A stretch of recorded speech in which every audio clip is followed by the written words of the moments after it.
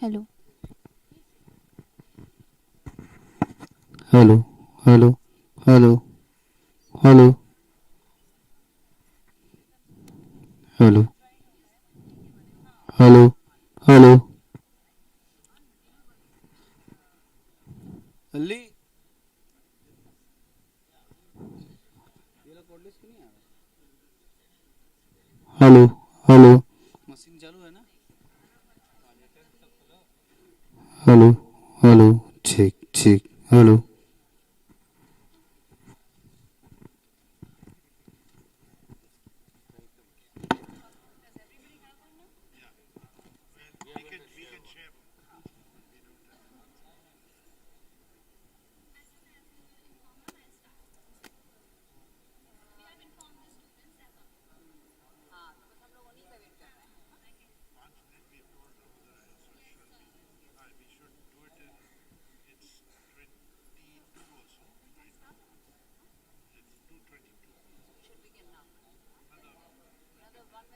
I had a very strong mother, so I've become very obedient, especially when ladies are.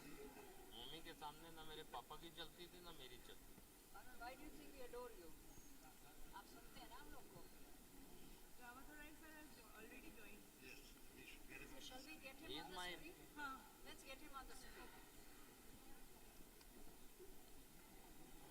ये screen में आने में भी time लगेगा. अरुण हम अपना बैच हटा दें. कोई जरूरत नहीं है बैच की. Arjun, we don't have to have our badge on.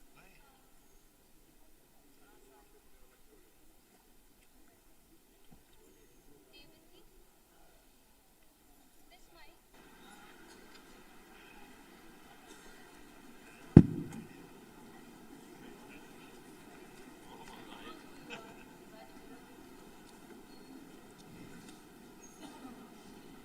Good afternoon, everyone. I would request the upcoming guest speakers to check with the technical team regarding their PPT so that we can be sure that there is no chaos at the end. Thank you.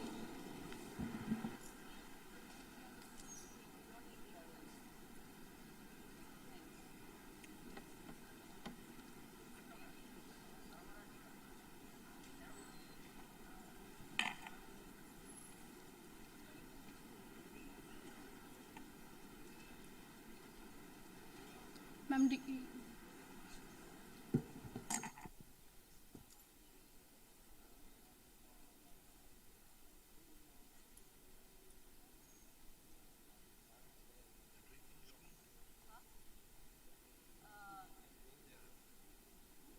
सभी इनको full screen पे कर दीजिए please. Hello, can you hear me?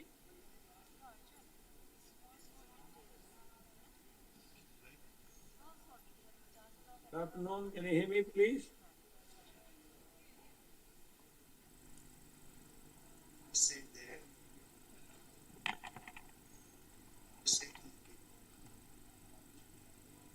Can you confirm you can hear me please? Yes, sir.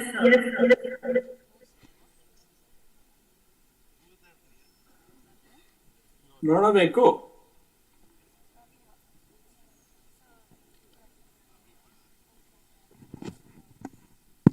Hello.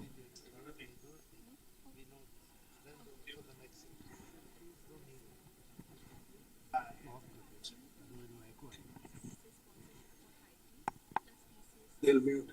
Let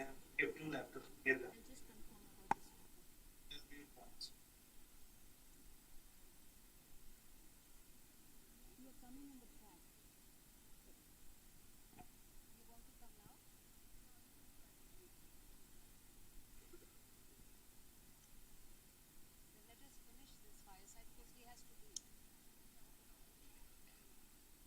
Let us finish the fireside then.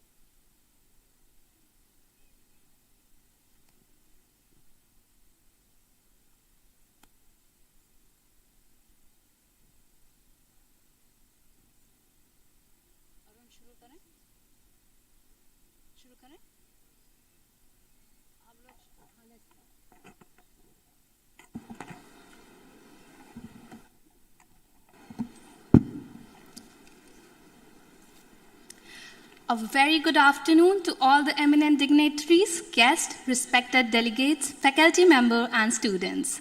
I, Aishwarya Rajput, welcome you to Plenary Session 2. Today, we will get to hear some very interesting insights on topics like education and development, energy and environment, and livelihood and sustainability. For the first session, which is fireside chat on education and skill development, I would request Dr. Nandini Tandon ma'am, UP Ratna Awardee, the daughter of UP, co-founder in the Setu Global Foundation, to welcome our panelists today with a bouquet, shawl, and memento. So, I will request ma'am to facilitate Arun Nanda sir with bouquet, shawl, and memento.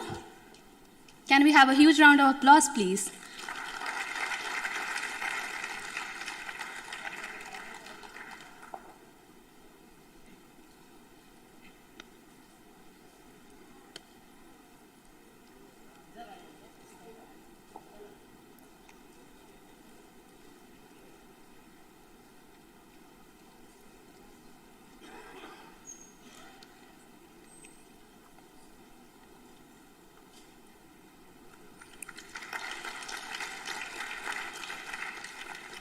I would now like to request ma'am to present a bouquet to Arjun Mehnotra sir as a token of our deep respect and regards.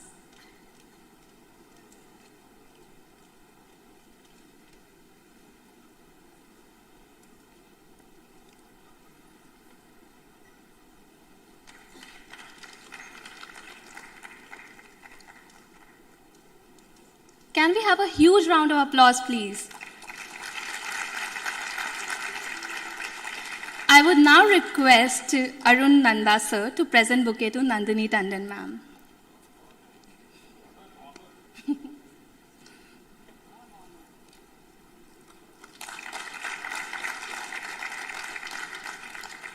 With this, I would like to hand over the session to Nandini Tandon ma'am for introducing our respected panelists. Thank you. Thank you very much. आप सबको विनम्रता से नमस्कार and warm greetings. We are so blessed to have such amazing gathering convergence from all over the world, from US, from India, different parts of India, and from different parts of Europe, people who have gathered here for a critically important topic, education and skill development. No nation today can afford to not focus on it, especially India. And we are doubly grateful to BHU for their leadership, for their warm hospitality, and I would really request all of you to give a thundering applause to the students, because they are the reason we are here, because they are the future of India. And since time is of the essence and we have so much to cover, I will take your permission to just plunge into it. I will not give the long bios of our very eminent, highly accomplished, and outstandingly successful leaders of the industry who have made the time to make their next chapter of their life social impact, making a difference in India, and of course then having the ripple effect other places, equally important, if not more. And they are bringing the dedication and passion from their first chapter of their life into this. So there's much to learn. And with that, I would like to first acknowledge Mr. Ramdurai. Mr. Ramdurai, my apologies, I have my back to you. Thank you for making the time. We are so honored that in between your board meetings, you have joined us. And our second speaker is Mr. Arun Nanda. And the third is Mr. Arjun Malhotra. I'll delve straight into Mr. Durai because Mr. Ramdurai, because he has to go to a board meeting, and then we'll come to our other speakers. Mr. Ramdurai, we all have heard about your legendary contribution in making TCS a world-renowned institution. You have so much success under your belt, and we also know that Malaji has contributed to you taking it forward. We've also learned about how you were the very first person in India who worked with the Prime Minister And you focused on ensuring that whatever resources could be made available, that they would go forward in the direction of education and skill development. Coming straight to today and now, because this is the timing is so critical for this country, and since India plays such an important role in the world affairs, globally, India's future is going to impact the world's future. The question to you is, what are the challenges you think that especially India is facing in the skill development area? Thank you. Thank you, Dr. Nandini Tandon. Mr. Arun Nanda, Mr. Arjun Malhotra, who are corporate stalwarts and also people with social consciousness. I'm happy to be a part of this forum. Unfortunately, I'm not able to make it due to some prior commitments. I think the question which you raised with regard to education and skill development and what are the critical challenges if rural India's education has to be addressed. When I look at it, that we started in 2011, the journey of formation of the National Skill Mr. Development Ramdarai, sorry to Corporation. interrupt. Can you slightly tweak the audio at your end so that our audience can be privy to your thoughts? Thank you. Can you hear me now? That's much better. Thank you. I'm getting quite a bit of an echo for some reason, I don't know. It's not echo, it's the volume. Thanks. It's the feedback, I'm getting my own voice coming back after a slight delay. It doesn't matter, I'll try to cover. Can all hear me? Thank you. Perfect. Yeah, thank you. So I think we started on our journey where 70 years of not giving importance to the skill development took center stage with the Honorable Prime Minister then starting this skill development initiative for the nation. Skill development essentially were started very early with the ITIs and the polytechnics, but it became defunct more or less when we took over NSDC and formed NSDC. We had to start from advocacy, access, affordability, teachers at scale, students including dropouts as well as who had the interest in vocational education. We had to form the sector skill councils and map the competencies across each of the sectors in terms of employment generation or entrepreneurship creation. The experiment which has taken off in a big way now is a combination of public and private partnership. And I'm happy to say that the number of entrepreneurs, number of organizations that are being a part of this funding by the NSDC with outcomes with regard to employability and employment and or entrepreneurship creation, which themselves create the employment. The corporate sector has also adopted this in a big way beyond the CSR, where they see a benefit in terms of propagating the skill development centers and skill development and apprenticeship programs to make it relevant to the manufacturing sector or services sector or any of the other sectors. An institutional mechanism where the colleges are also adopting to a combination of a basic degree as well as a vocational education. I'm happy to say that we are progressing and the acceleration has started in the last couple of years.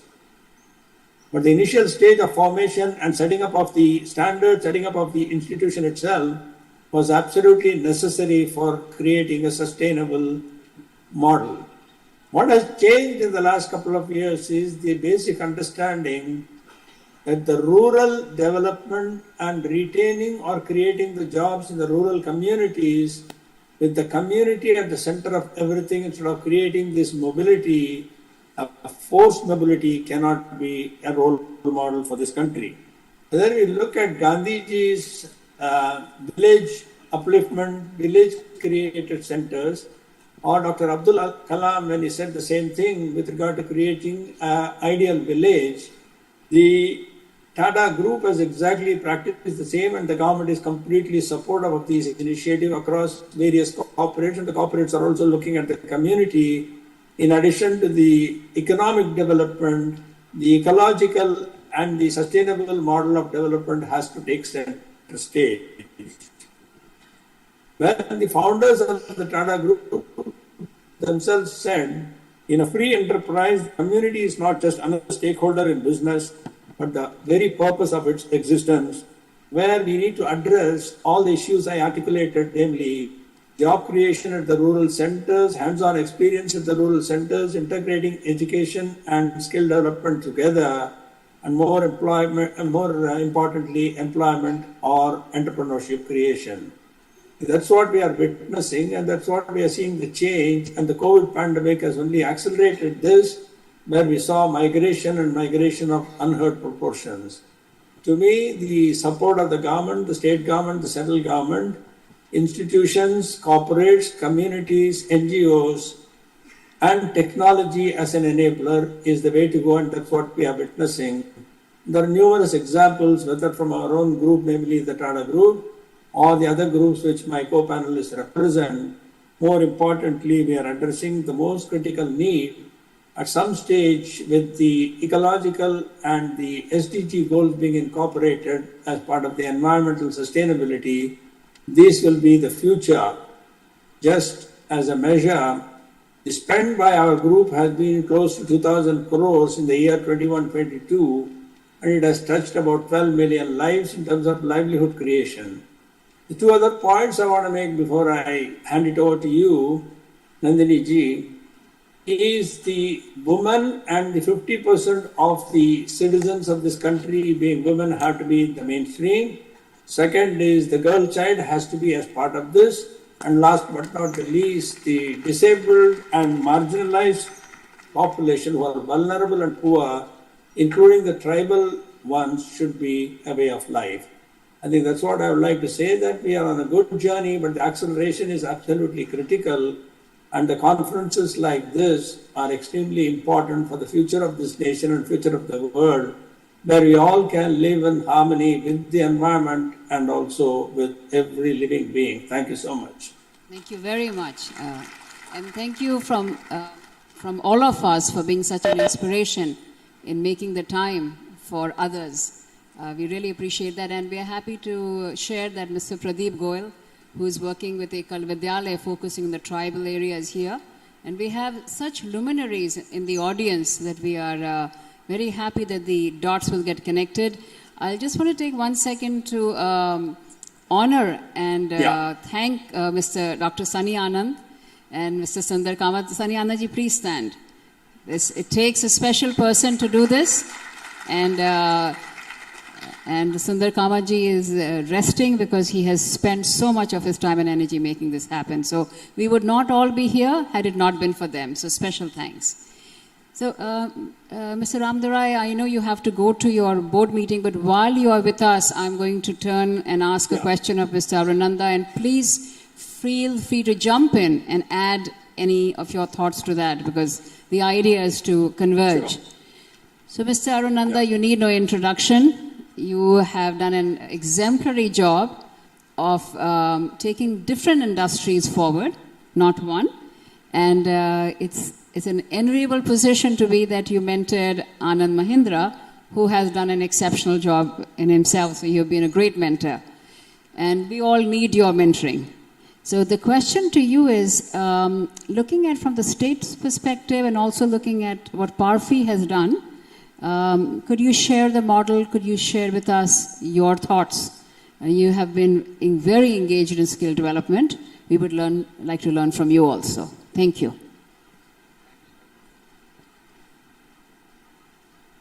Thank you, Nandini. It will not be fair for me to comment on PARFI when the two promoters of PARFI are here. But I will share. I'll first take on from where Mr. Ramadurai said. You know, there are challenge is we only focus on employment numbers, but there are a lot more challenges. Migration, underprivileged, the tribal areas, etc. My first experience, having worked on the NSDC board and CII and now with Parfi as a patron, my first recommendation is that while we need the numbers, the priority should be on quality and not on quantity. You first get the quality right and then you scale it up. If you just chase numbers, then you compromise on quality. That's my first experience from, and I'm not criticizing any organization or something, but yes, there are political, but we have to focus. I think the second thing that is required, and Ram briefly touched upon it, is the quality of education, and more than that, the employability. You know, we first say that we will have so many courses, and why I gave up everything else and started spending so much time with Parfi, because the primary objective of Parfi is that they find the job and then train the kid. So,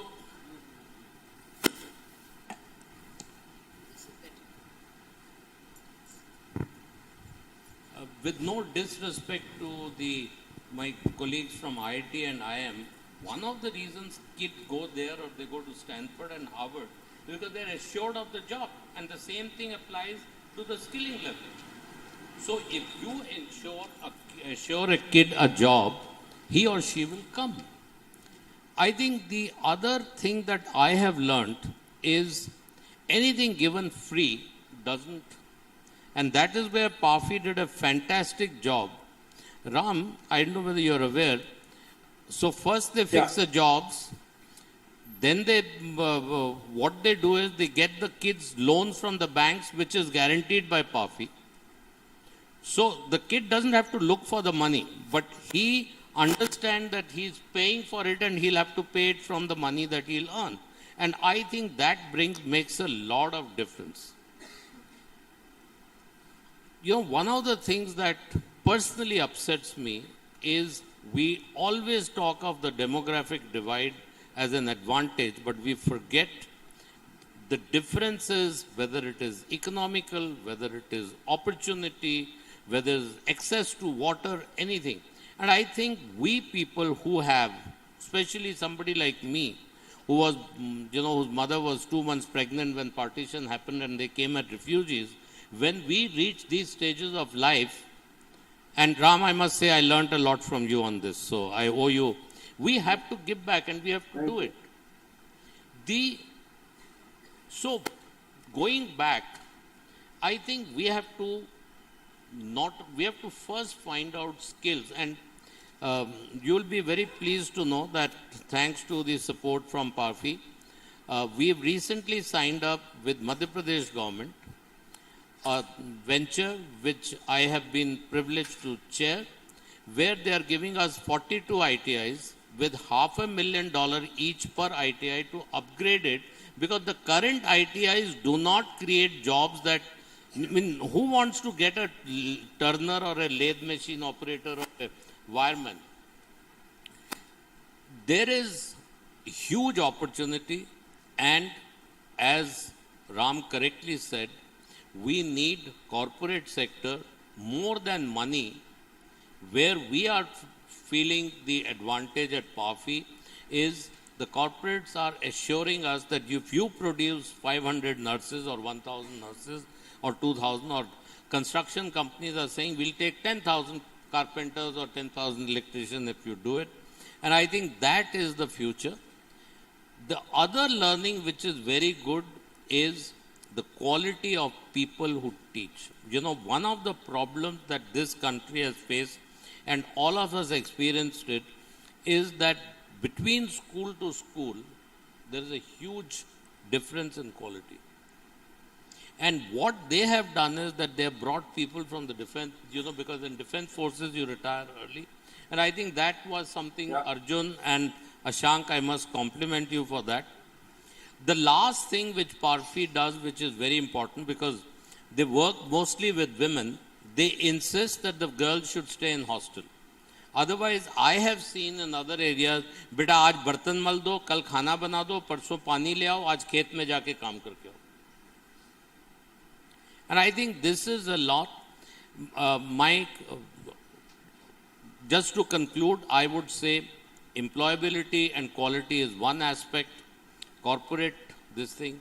The state partnership, it will not happen because you cannot do skilling with, if you have to invest in the real estate and the hardcore infrastructure, and that's where you need this state participation.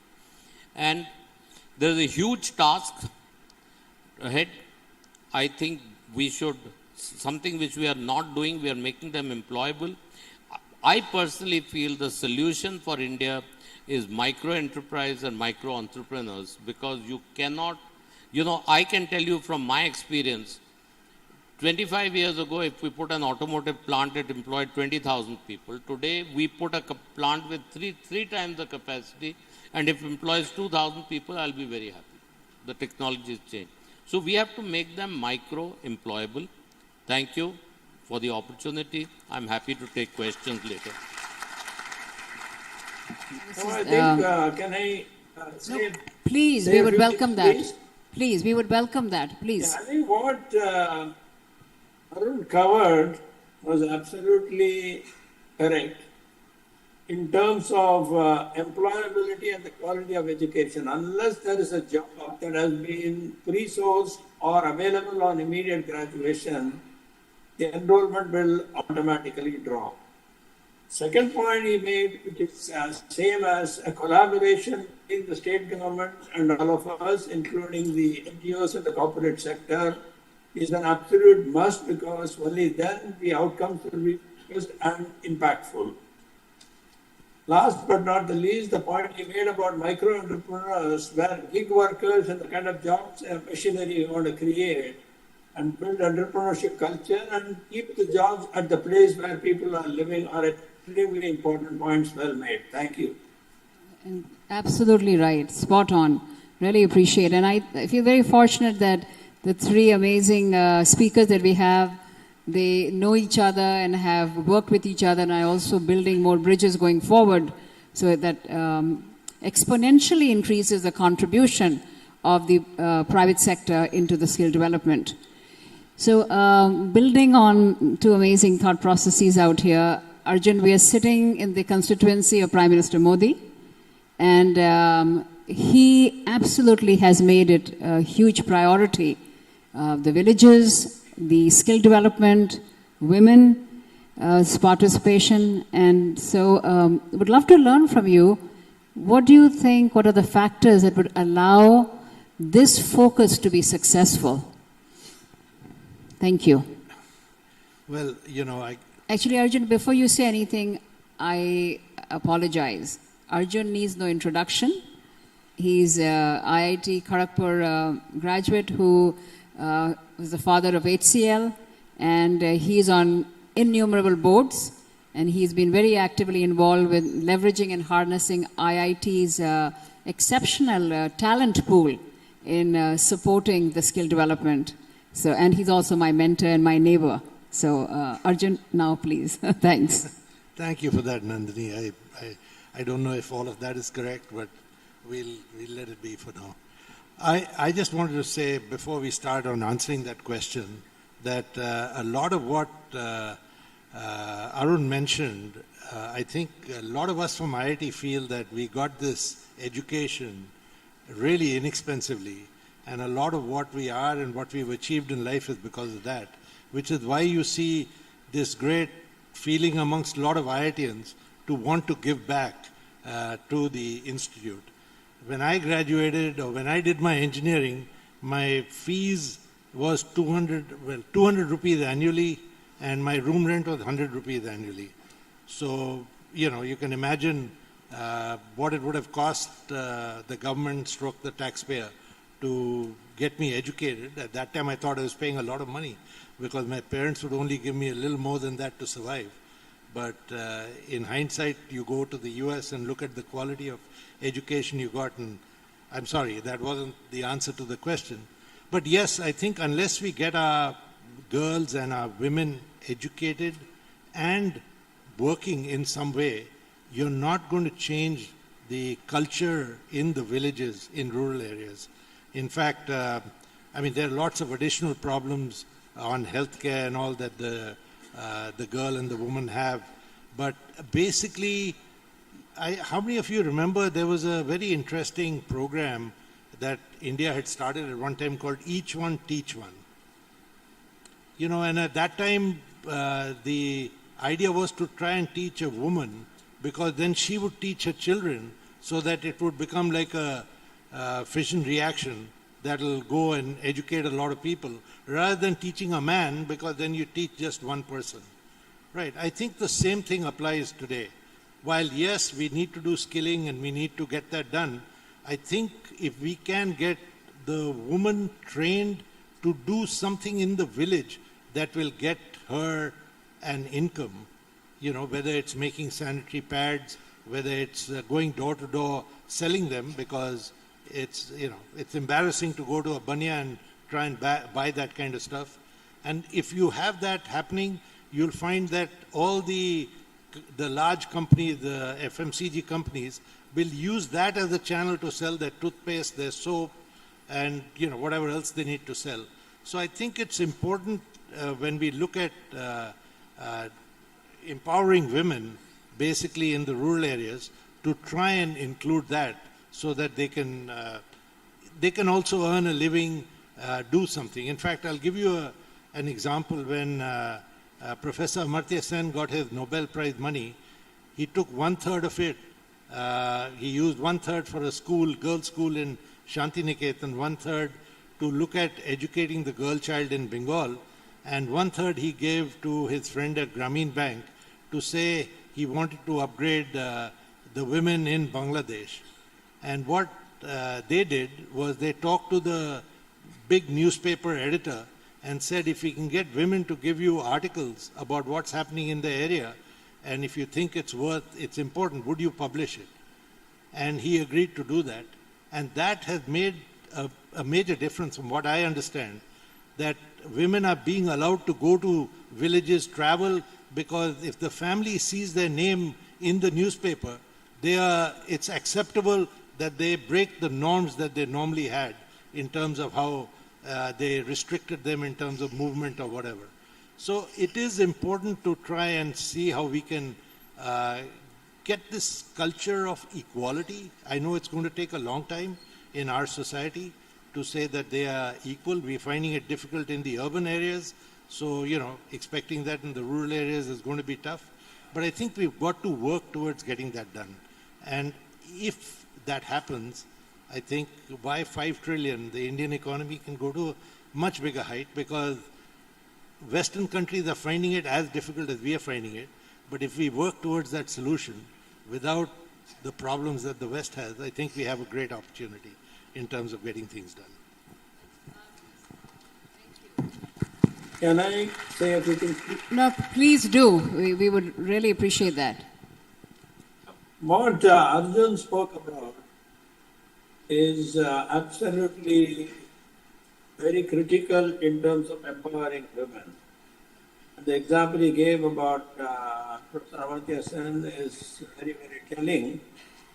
And when we look at the whole Honorable Prime Ministers, who is also driving the human resource agenda for the civil services, not just the IAS or IFS recruits, but across up to the constables, police recruitment, to every single person that is employed in the central government and the state government, two initiatives, one called the Capacity Building Commission, the other one is the Karmayogi Bharat Mission, to implement the recommendations of the Capacity Building Commission using technology. The reason behind this initiative is the citizen at the center of everything we serve, which we do, and a competency-based model that is being developed from a time-bound promotions, time-bound responsibilities.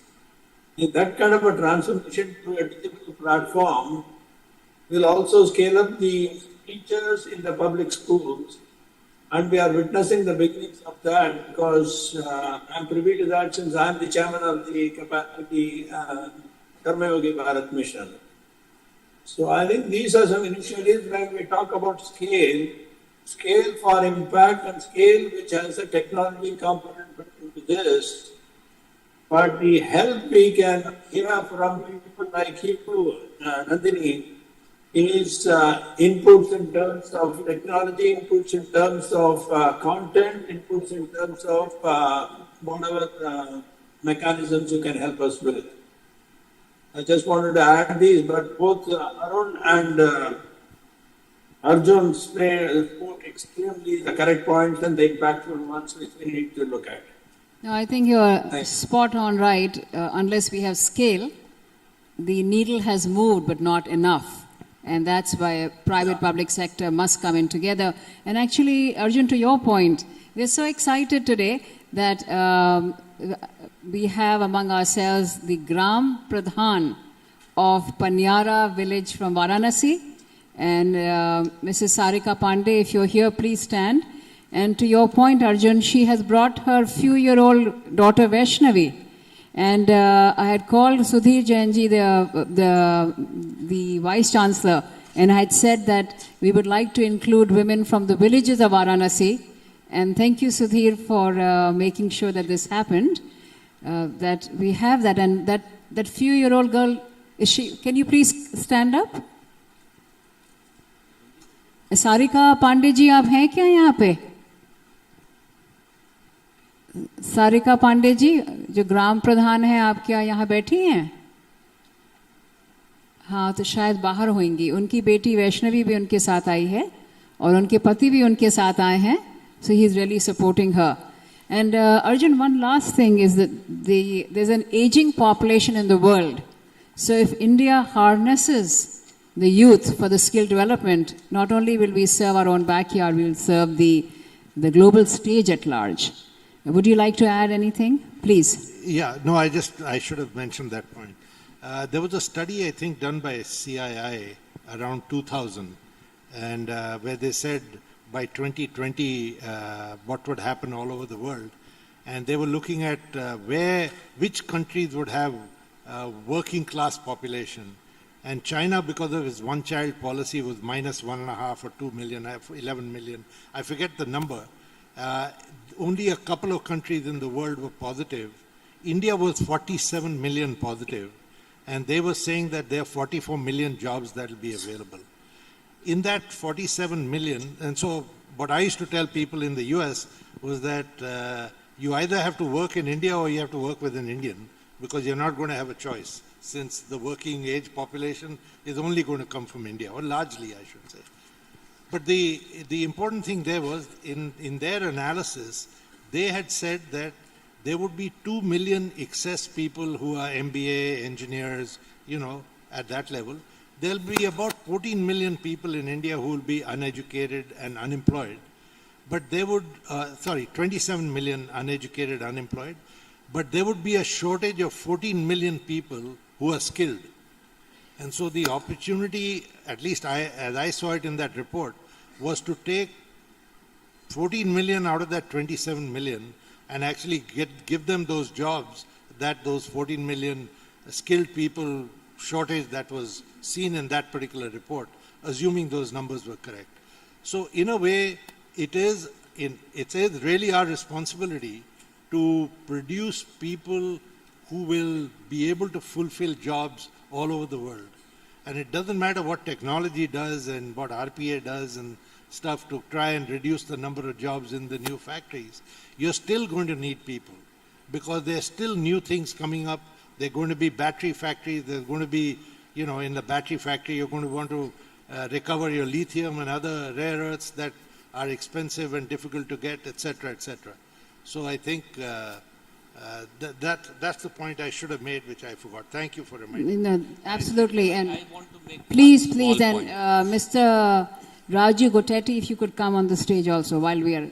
Ji haan, please. See, one of the things that you briefly touched upon the senior citizens, a lot of us here, at least two of us on the same sofa, are in our early 70s. So, so there is so much of opportunity to use them as mentors and things like that. So I think that is another area we must try to utilize, because people have energy, people have time, and fortunately today a lot of us do not need the money. We need to keep ourselves occupied. And I think using us, I mean my age group people, to skill youths, to mentor them is something we must consider seriously. Absolutely. Thank you. No, I think Please go just ahead. a quick comment. What Arun correctly mentioned was using people like us for mentoring and any help they need, because they are absolutely willing to do that. Second, the corporates must look beyond Section 135 of the Companies Act, Section 13 Act 135, because CSR is just a medium, but I think we have to go beyond where the heart takes us. And Tata Group has demonstrated, a number of other groups are also demonstrating. No, absolutely. I think time is of the essence, but I think this conversation could carry on late into the evening, given the passion, the engagement, the exceptional minds around the table that we have. And on that note, I thought I would... Please, Dr. Shah, please. We have two stalwarts who have created huge companies. Can you give us example what you have done to create skills in So the question is, we have two stalwarts who have created companies. Please give us an example of what you have done to create skills development in the rural area. Is that right? Have I captured that correctly? Thank you. Yeah. Please. I can talk on this subject for hours together, but I'll give you two small examples. As Ram correctly said about CSR should not be seen as statutory.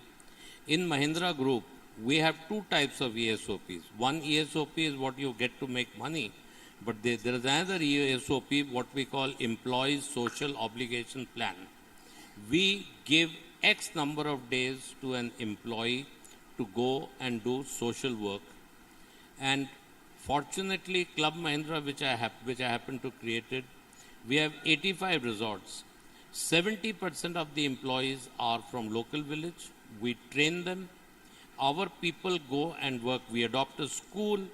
We train them. We have training workshops. We encourage them. We provide them transport to go to the next town to get their children educated. This is part of what we call an ESOP, which is not the CSR, which is the compulsory 2%. And, let me tell you, Dr. Shah, that it has to come from the DNA of the organization. The problem with CSR, with most of it, I don't think you can achieve skilling by just ticking the box and say that I need to skill 10 million people or 1 million people. People like us have to have the passion to do it. And when I say us, I'm not saying Arun Nanda. I'm saying a Mahindraite, a Tataite, an HCLite. It has to be part of the DNA of the organization to do it. Because no individual can do it alone. I know we get more questions, but I'm going to gap it here only because... Nandini, let Arjunji answer. Arjun, are you saying? Yes. Okay. So I guess you know what HCL is doing today when they've got a foundation and stuff. But the IT industry worked only in the cities in the time I handled them. We did have a time in India where HCL was in hardware and everyone was asked to do a foreign exchange balance sheet. And we had no idea how to earn foreign exchange to import the CPUs and the microprocessors that we needed for manufacturing. So we decided to get into granite and said granite is something we'll export, we'll make dollars, and we'll have a balance sheet that will allow us to import components. That, and when we did that, we actually opened creches and trained people so that they could do the job right. We had to get out of that business because the other people doing granite felt threatened. And they actually sabotaged our operations. I still remember at that particular time, we took, I remember in those days, a 33 crore loss to get out of the granite business because the government then withdrew that policy. But in HCL, in the earlier days, we did not go, except for recruiting, to the smaller cities. We didn't really go to the villages. But now that the company is established and the foundation is there, they have been doing yeoman work. In fact, in UP, in the Hardoi area, HCL has a, how should I put it, they've got some 200 people working on an integrated village plan that hopefully at some stage they'll publish the results. Excellent. I'm sorry I can't feel any more questions from the audience. We would love to, but time is of the essence. But I would like to close this fireside chat, first of all, by thanking our very three eminent and generosity of heart that they've displayed in making the time for skill development. But I'd like to close it by acknowledging the face of the skill development. This is Vaishnavi. आप please खड़े हो जाइए. ये 2.5 साल की हैं. She is 2.5 years old. And her mother is a Gram Pradhan of Panyara village. अपने वाराणसी की village की हैं. And this is the reason we are all here today. So I wanted to thank her. Hello, मैं ग्राम प्रधान पनियरा सारिका पांडे, अराजी line, पति अरविंद कुमार पांडे. मैं ये बोलना चाह रही हूँ कि महिलाओं के लिए मेरा गांव पनियरा बहुत छोटा गांव है. मैं अपने गांव के लिए बहुत कुछ करना चाहती हूँ और कर भी रही हूँ. इसलिए मैं यही चाह रही हूँ, वहाँ पे रोड नहीं पहले बने हुए थे तो मैं रोड बनवाई. आवाज़ मोदी जी ने, योगी जी ने आवाज़ दिया है. मैंने उनको वहाँ तक, उन लोगों तक, बहनों तक पहुँचाने की कोशिश की हूँ और कर भी रही हूँ और दिलवाई भी हूँ. शौचालय 300 से 350 के बीच में उन लोग तक पहुँचा दी हूँ.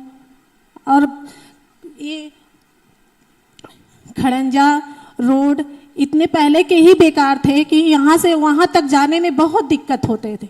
वो तक भी बनवा रही हूँ और बनवाई भी हूँ.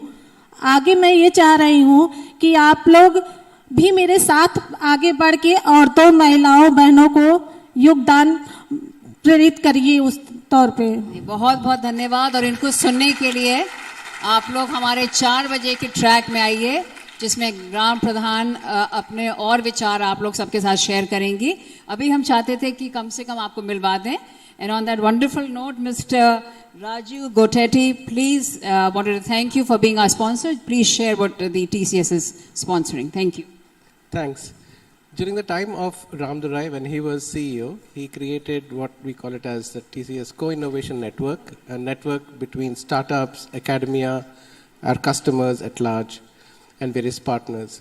We are looking at social impact, business impact, research impact with these collaborations. We're looking at 2 different kinds of disruption-based innovation as well as sustaining and efficiency-based innovations. This network is open to all, so I just wanted to mention that. And as we also have a stall, please step there and understand more of what we do in TCS Research, which is a 40-year-old organization in TCS. And there is internships that we give for students. You know, there's we employ students at large, and we would like to engage all the students here in IIT BHU as well as faculty and other partners here. Thank you very much. Thank you very much. Please give a round of applause to our amazing fireside chat, and especially to Vaishnavi. And I'll just like to now hand over the mic. Thank you so much, Arjun. Thank you, Arun. Mr. Ram Duraiji, I guess he had to go back to his board meeting. Vaishnavi and Mrs. Pandey, please, Sarika Pandey. I'd like to hand it over to Mr. Jalaj, who's from BHU, for the next session. And my apologies, we slightly ran over, but it was too tempting not to bring Vaishnavi on stage. Thank you. Thank you, ma'am. For the second part of this plenary session on energy and environment, I'd request Dr. Rahul Valvalkar, President, India Electronics and Semiconductor Association, and MD, Customized Energy Solutions, India, to welcome our plenary speakers, Mr. Chetan Solanki and Mr. Alok Kumar, with a bouquet, shawl, and a memento.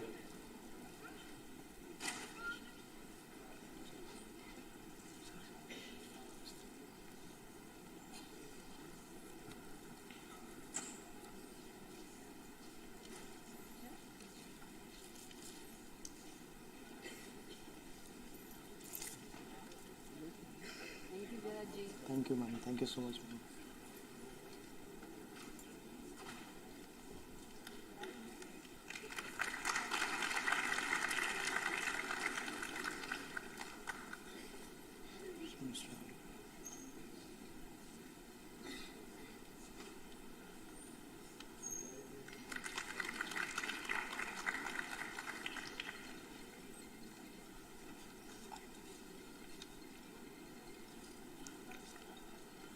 Alok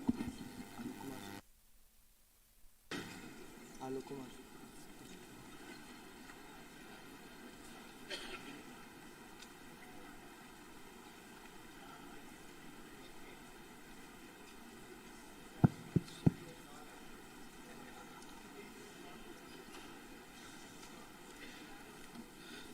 Okay, so as Mr. Alok Kumar sir isn't here with us, I would now request Mr. Chetan Solanki to present Dr. Rahul Walwalkar with a bouquet, shawl, and a memento.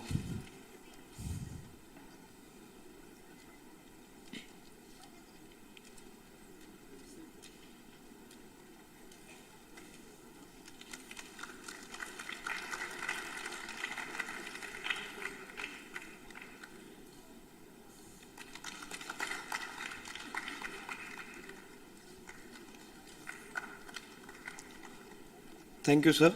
I'd like to hand over the session to Dr. Rahul Walwalkar, sir, for introducing our respected plenary speakers. Thank you.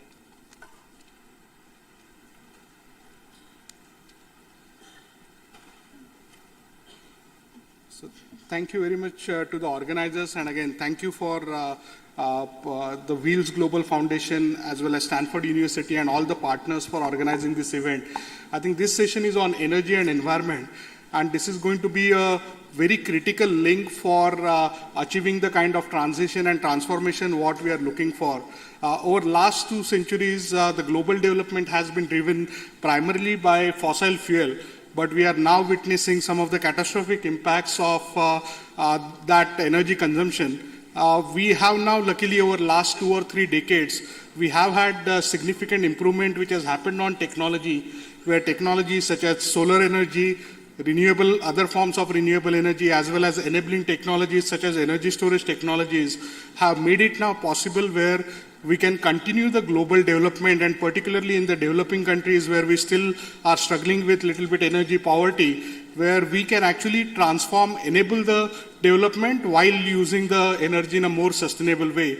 And it's a great honor that we have Professor Chetan Solanki with us for doing a keynote speech for this session.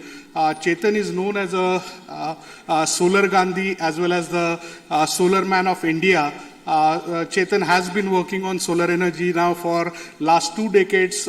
Particularly, he has spearheaded the initiative at IIT Bombay, where he has contributed on training more than 7.5 million students on actually manufacturing solar lamps as well as other solar appliances, and has been recognized in Guinness Book.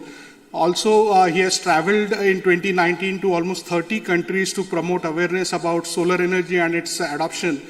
Since 2020, actually just before COVID, he also conceptualized and started this plan for 11-year Solar Yatra, Energy Swaraj Yatra, where he's traveling through India, and he is especially focusing on educating everyone on how do you not just talk about solar, but how do you adopt solar in a practical way. He has timed his solar yatra in a perfect way, where we talk a lot of time about 2030 goals. So this 11-year yatra is going to culminate in 2030. And already in last 2 years, he has done a lot of work on creating awareness, and he will share his insights about that. But especially now, we were talking earlier, and he mentioned that next 2 years are going to be actually about accelerating implementation.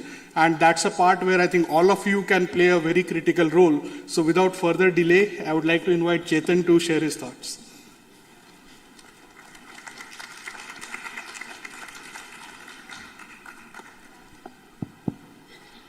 So good afternoon, everyone. Good afternoon.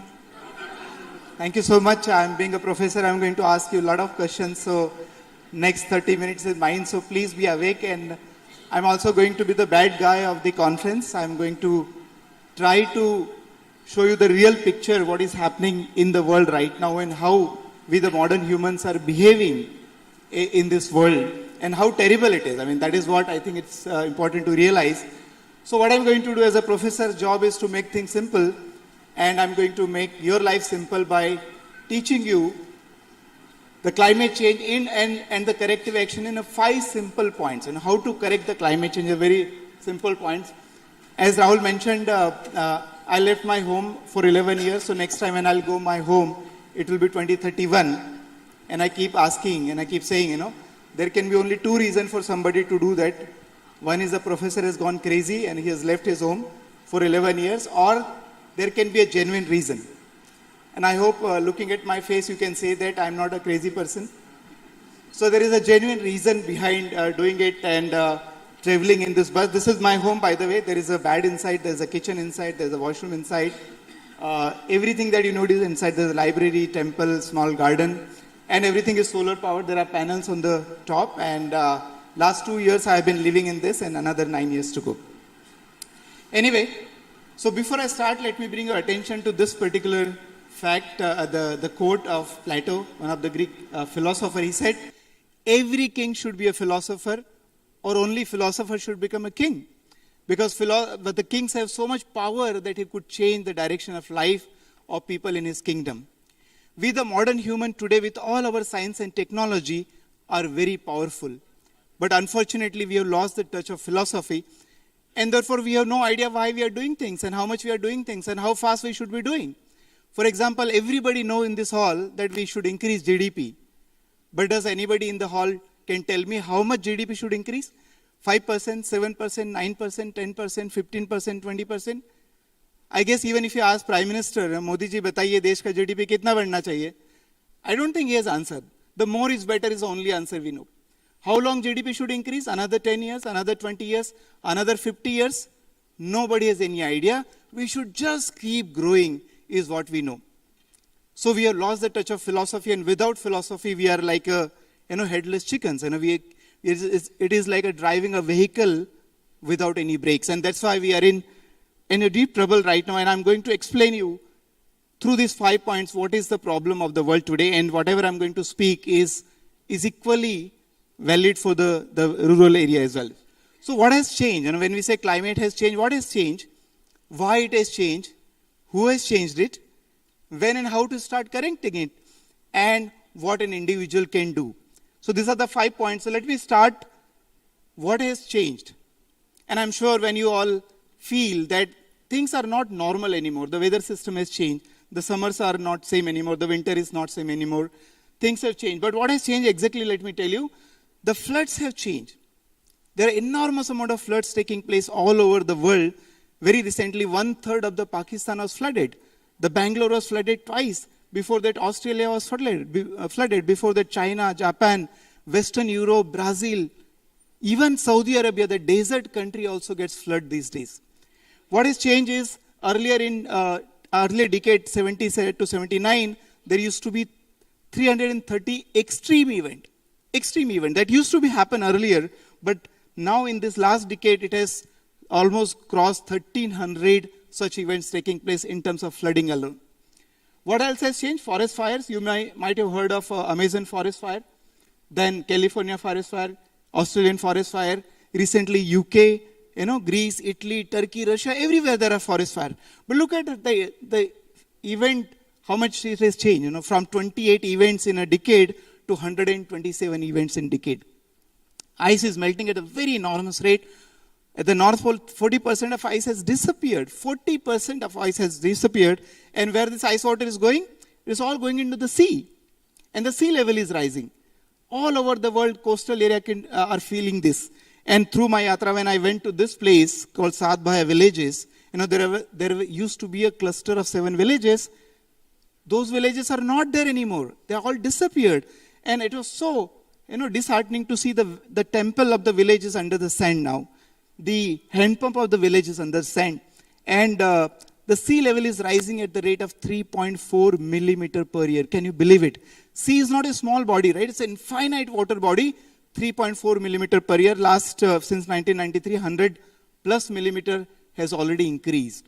You know, one of the biggest cause of migration in Bangladesh, millions of people every single year migrate because of the sea level rise. The seawater is getting into the fields and farms.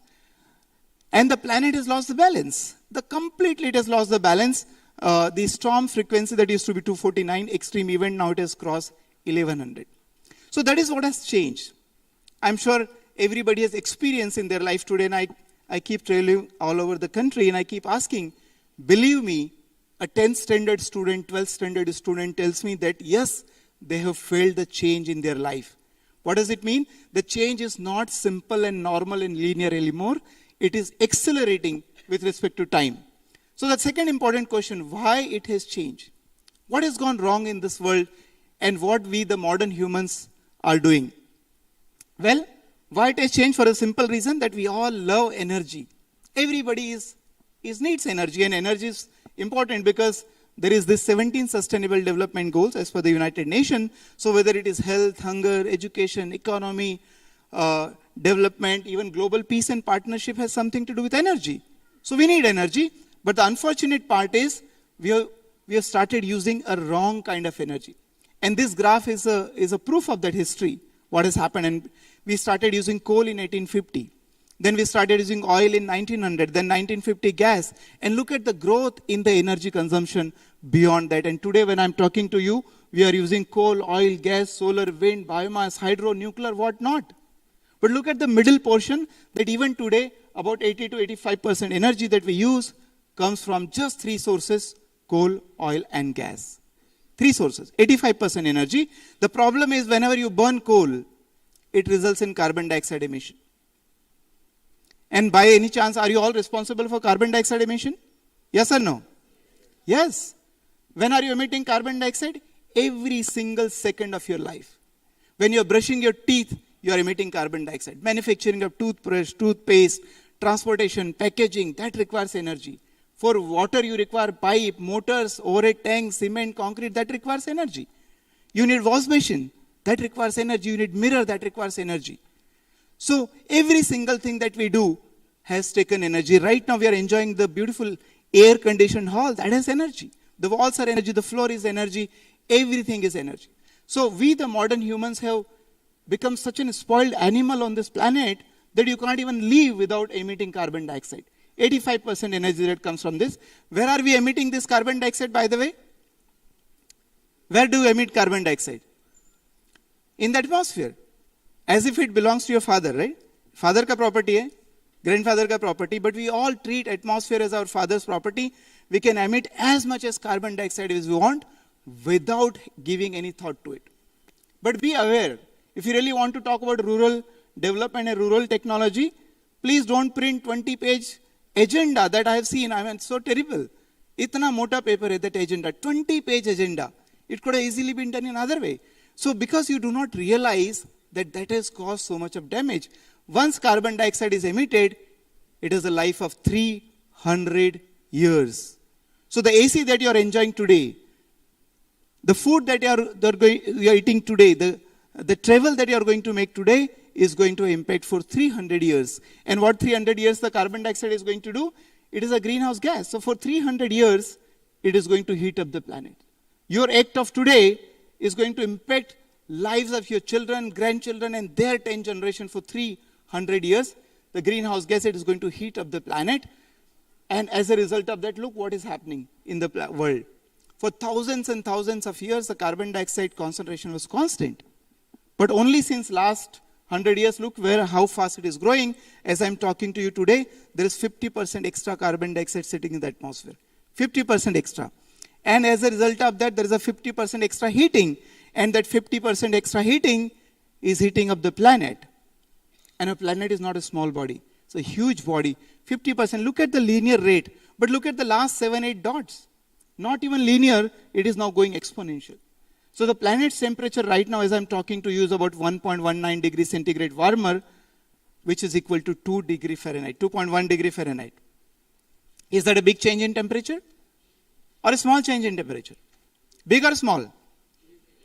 So big change in temperature, 2.1 degree Fahrenheit. Human body, our temperature is 97, 98 degree Fahrenheit. When the body temperature increases by just 2 degree, it becomes 100 degree. What we say? Body has got the fever, right? The planet's temperature is increased by 2 degree Fahrenheit. Can we say that the planet has got a fever? Yes or no? Planet has got the fever, and you get a fever, what happens? You take paracetamol. Is there any paracetamol you can give to the planet? We can't give. So that is the problem, that planet, because of it's got fever, it is not behaving properly, it has lost the balance. The third and very important point is, who has changed it? Who has done it? And I keep asking people, who has done it, And in all my talks, I ask people, okay, who has degraded the nature? Who has changed the climate? All intelligent, smart people, what they say? Humans have done it. I have not done it. Humans have changed it. Then I said, hello, wake up. You are the human. You individual who is doing it. And that's why we have to realize that it is not the governments. It is not the industry. Every user of energy has caused this change. Every user of energy has caused the change. And now what is happening, even in rural areas, because of all the previous, your energy consumption is increasing very high.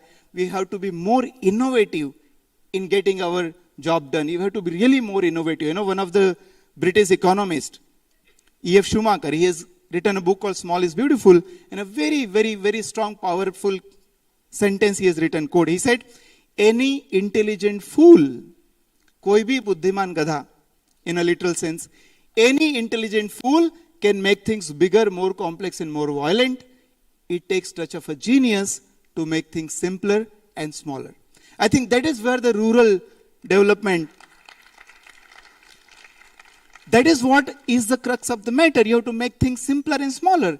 Then it is going to be sustainable in real sense. Otherwise, we are all expert in solving one problem and creating another problem. So who has done it?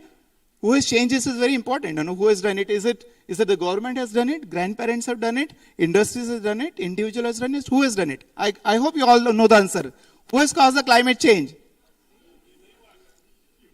Not us. No, because when you say us, responsibility is not yours, right? It is everybody's responsibility, and then it is nobody's responsibility. So let us be very clear. You are the one who is eating food. You are the one who is wearing clothes. You are the one who is traveling. So nobody else has climate change, caused the climate change than I. I hope it is point clear. Let me share a small story from Panchatantra. Ek samay mein, there was a person who was sitting on a branch of a tree and cutting the same branch. What do you call such a person? Stupid, fool, right? When I see all this happening, the GDP is increasing, but the nature is degrading, the climate change is worsening. So the question that I ask many times people, is this a modernity or stupidity? It looks like a stupidity, right? Who is stupid? Very nice. That's the whole purpose of this conversation, is to realize that it is really height of stupidity that we are destroying the very same air that we are breathing. We are destroying the very same water, the Ganga, Yamuna, the holiest of the holy river. None of you can actually go and drink a glass of water. The very same soil from which you are growing the food and eating. No parents can guarantee today that the food that you are eating is chemical free. What a disaster that you have caused ourselves. And what a life that you are going to give to your own children. Forget about anybody else's children. Your own children are not going to breathe properly, not going to drink properly, not going to eat properly. So let us realize that I only has changed it. And why? Because I am the one who is using resources. I am the one using energy. And that is, I think, very important to understand. And if I have caused the climate change, who is going to correct the climate change? Please say it loudly. Who is going to correct the climate change? I. That is the point. And unless you realize that, you will always keep asking people should make policy and government should do this and industry should do this and that. I think it has to start from I. And that is where the innovation is required. So that is the big I that we need to understand. Now the most important thing, when and what, how to correct it. It has changed. But how to correct it? We are in a problem right now. When to correct it? Well, there is one of the most important number for every human being on this planet is 1.5 degrees centigrade. I hope you are aware about it, 1.5 degrees centigrade. So that is the most important number, not your salary, not your address, not your age. If anything, it is important for you in your life, in this modern life today, it is 1.5 degrees centigrade. And we should do everything possible to limit the global temperature to 1.5 or maximum 2 degrees centigrade. Why? What is going to happen at 1.5 degrees centigrade? Will there be a sudden disaster and everybody will die? No. I keep saying, don't worry, इतनी आसान मौत नहीं मिलने वाली. इतनी आसानी से नहीं मरने वाले हो. You know, when 1.5 degrees centigrade temperature is crossed, it is kind of a Lakshman Rekha. The irreversible changes in the climate will start. And beyond that, even if you all become sadhu sant by 2 degrees centigrade and decide to live in a single langot, you will not be able to reverse climate change because it is now or never kind of situation. You know, Barack Obama, ex-vice US president, he said, this is the first generation who is going to experience the climate change, and this will be the last generation to do something about it. If it is not now, it is not going to be ever that you can do this. All right. How much time is left depends on how much more carbon dioxide we can emit in the atmosphere. What is called the carbon budget. For 1.5 degrees centigrade, the carbon budget is 280 billion tons. Looks like a big number, but look at this number. The rate at which you are emitting, 16.7 lakh kilogram of carbon dioxide is emitted in how much time? Just 1 second, my God. Look at just 1 second like this, 16.7 lakh kilogram, 16.7 lakh kilogram. That is the rate at you're emitting. So can you solve the problem of climate change by plantation? No. Plants will grow and it takes 10, 20 years. Can you solve the problem of climate change by making the whole world plastic free? No. If somebody has got a cancer, the only way to treat the cancer is remove the cancerous cells from your body. By taking paracetamol, you cannot treat cancer. Similarly, if there is a climate change, the only way to solve the problem of climate change is remove the root cause of climate change, that is carbon dioxide. And if you divide these two numbers, there is what is called climate clock. The climate clock tells you how much time is left. Unfortunately, we don't have 100 years or 50 years or 40 years or 30 years or 20 years, not even 10 years. 6 years and 259 days is what is left. Shall I say congratulations to all of you for having such a wonderful problem in your hand? Anyway, IPCC, the Intergovernmental Panel on Climate Change, the whole world is right now meeting in Egypt, COP27 meeting. It has come out the report in 2018. It says we need to make a drastic and immediate change in energy use pattern. Drastic and immediate change in energy use pattern. Small changes are not going to be useful. Tweaking the solution is not going to be useful. You need to be drastic, and the drastic change has to happen right now because we are running out of time in energy use pattern. So really, if you want to talk about the rural development, if you really want to worry about the sustainability of rural life or in general the life, please make a drastic and immediate change in the energy use pattern. If you're not going to do this, you're not going to solve the problem. Can we really do this? Yeah. So in 5 minutes I'll wrap up. So we are in a big contradiction of our own life, One side we want growth, and for growth we need energy, and 85% energy comes from coal, oil and gas. That results in carbon emission, and that will cause climate change. So people are not clear what they want, whether they want growth or they want to solve the problem of climate change. And if at all we want to solve it, this is where the innovation is required. This is where new thinking is required. This is where the drastic change is required. This is where our young generation has to be really focusing. How can I do things by reducing my energy consumption, minimizing my energy consumption, efficiently using my energy consumption? Because this is one of the biggest contradictions of life today we are facing. And I keep telling that if anybody who solves this problem, ensuring growth without climate change, he should not get just 1 or 2 Nobel Prizes. He should get 8 to 10 Nobel Prizes, because this is the question of survivability of human life on this planet. All right, so drastic and immediate change could be switching to solar energy 100%. We have been anyway living on solar energy. And I keep asking people, how many of you are using solar energy? Hardly any people or few people raise their hand. But then I have to remind, hello, are you not eating food? That is also solar energy. You cannot grow food without solar energy. Are you not breathing? That is also solar energy. Are you not drinking water? That is also solar energy. We need to realize that the entire survival of human life is on solar energy. So coming back to solar energy and running our lives 100% on solar energy is what is needed. But if you do that, we need some fundamental laws to follow. You can call them Solanki's fundamental law of human existence. ये बहुत बड़ी बात बोल रहा हूँ. यदि मनुष्य प्रजाति को इस धरती पर अस्तित्व रहना है, तो ये 2 नियम का पालन करना पड़ेगा. And I guarantee, and now I'm becoming more confident because the way humans are behaving, I'm becoming more confident. और मैं बोल के जाता हूँ, I can tell today also in IIT BHU, please write on your wall somewhere कि Professor Solanki ने ऐसा कहा था. And someday it may become true. 2 fundamental laws that you follow. Number 1, in an ecosystem of finite resources, there has to be finite consumption. Very simple. Gandhi ji ने इसको दूसरी तरफ से कहा था, देखो दुनिया में सबकी जरूरत के लिए पर्याप्त है, लालच के लिए नहीं. Very simple. And because why? Because Earth is finite. Size of the planet is finite. The water is finite. Rivers are finite. Minerals are finite. Every damn thing is finite on this planet. But somehow, ये modern human को लगता है कि नहीं, we should grow. Our consumption should grow. Our production should grow. That is not possible. You cannot violate this law. You know, it is like Newton's law. Every action is a reaction. You can't say कि मुझे Newton पसंद नहीं है. I'm not going to follow this law. It is applicable to you whether you like it or not. You have to limit your consumption no matter what you do. Second thing is, in an ecosystem of finite resources, there has to be the distributed production. The very fact that the resources are finite, if you're not going to do the distributed production, it is likely to result in unequal distribution, which is going to result in inequity in the world, and that is going to create violence in the world, and that is what is happening. So, limit your consumption and localize your production is 2 fundamental laws that you need to follow. And finally, what an individual can do, and many people may be interested to know this, very quickly I'll tell. Well, as I said, I am the cause of the problem, and therefore I have to be the part of the solution. And I hope many people want to do it, but energy is the problem and energy is going to the solution. I believe very strongly that not only in India, but the whole world has to rethink and redesign the way we produce and consume energy.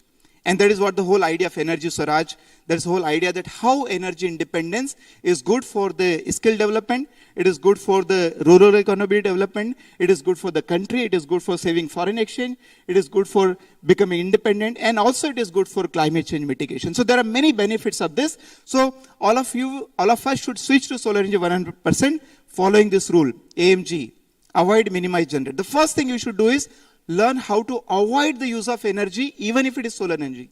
Please don't use it. Because even solar manufacturing takes a lot of energy. Silicon solar cells and modules and glass and aluminum frame and wire and structure, that takes a lot of energy. Eventually you have to recycle it, use chemicals. So avoid use of energy. How can you avoid it? Stop ironing your clothes. Stop using refrigerator. जो भी फालतू काम है avoid करते हैं. And I can tell you, lots of things you are doing actually can be done without using energy, without using any energy. So avoid use is a 1/3 of energy. If you cannot avoid, minimize the use of energy by another 1/3. There are very efficient appliances available in the world today. Efficient light, efficient BLDC fans, 5-star rated appliances, fridge. Do that. If you do this, another 1/3 of energy can be minimized. So 1/3 you avoid, you don't use it. You stop doing things.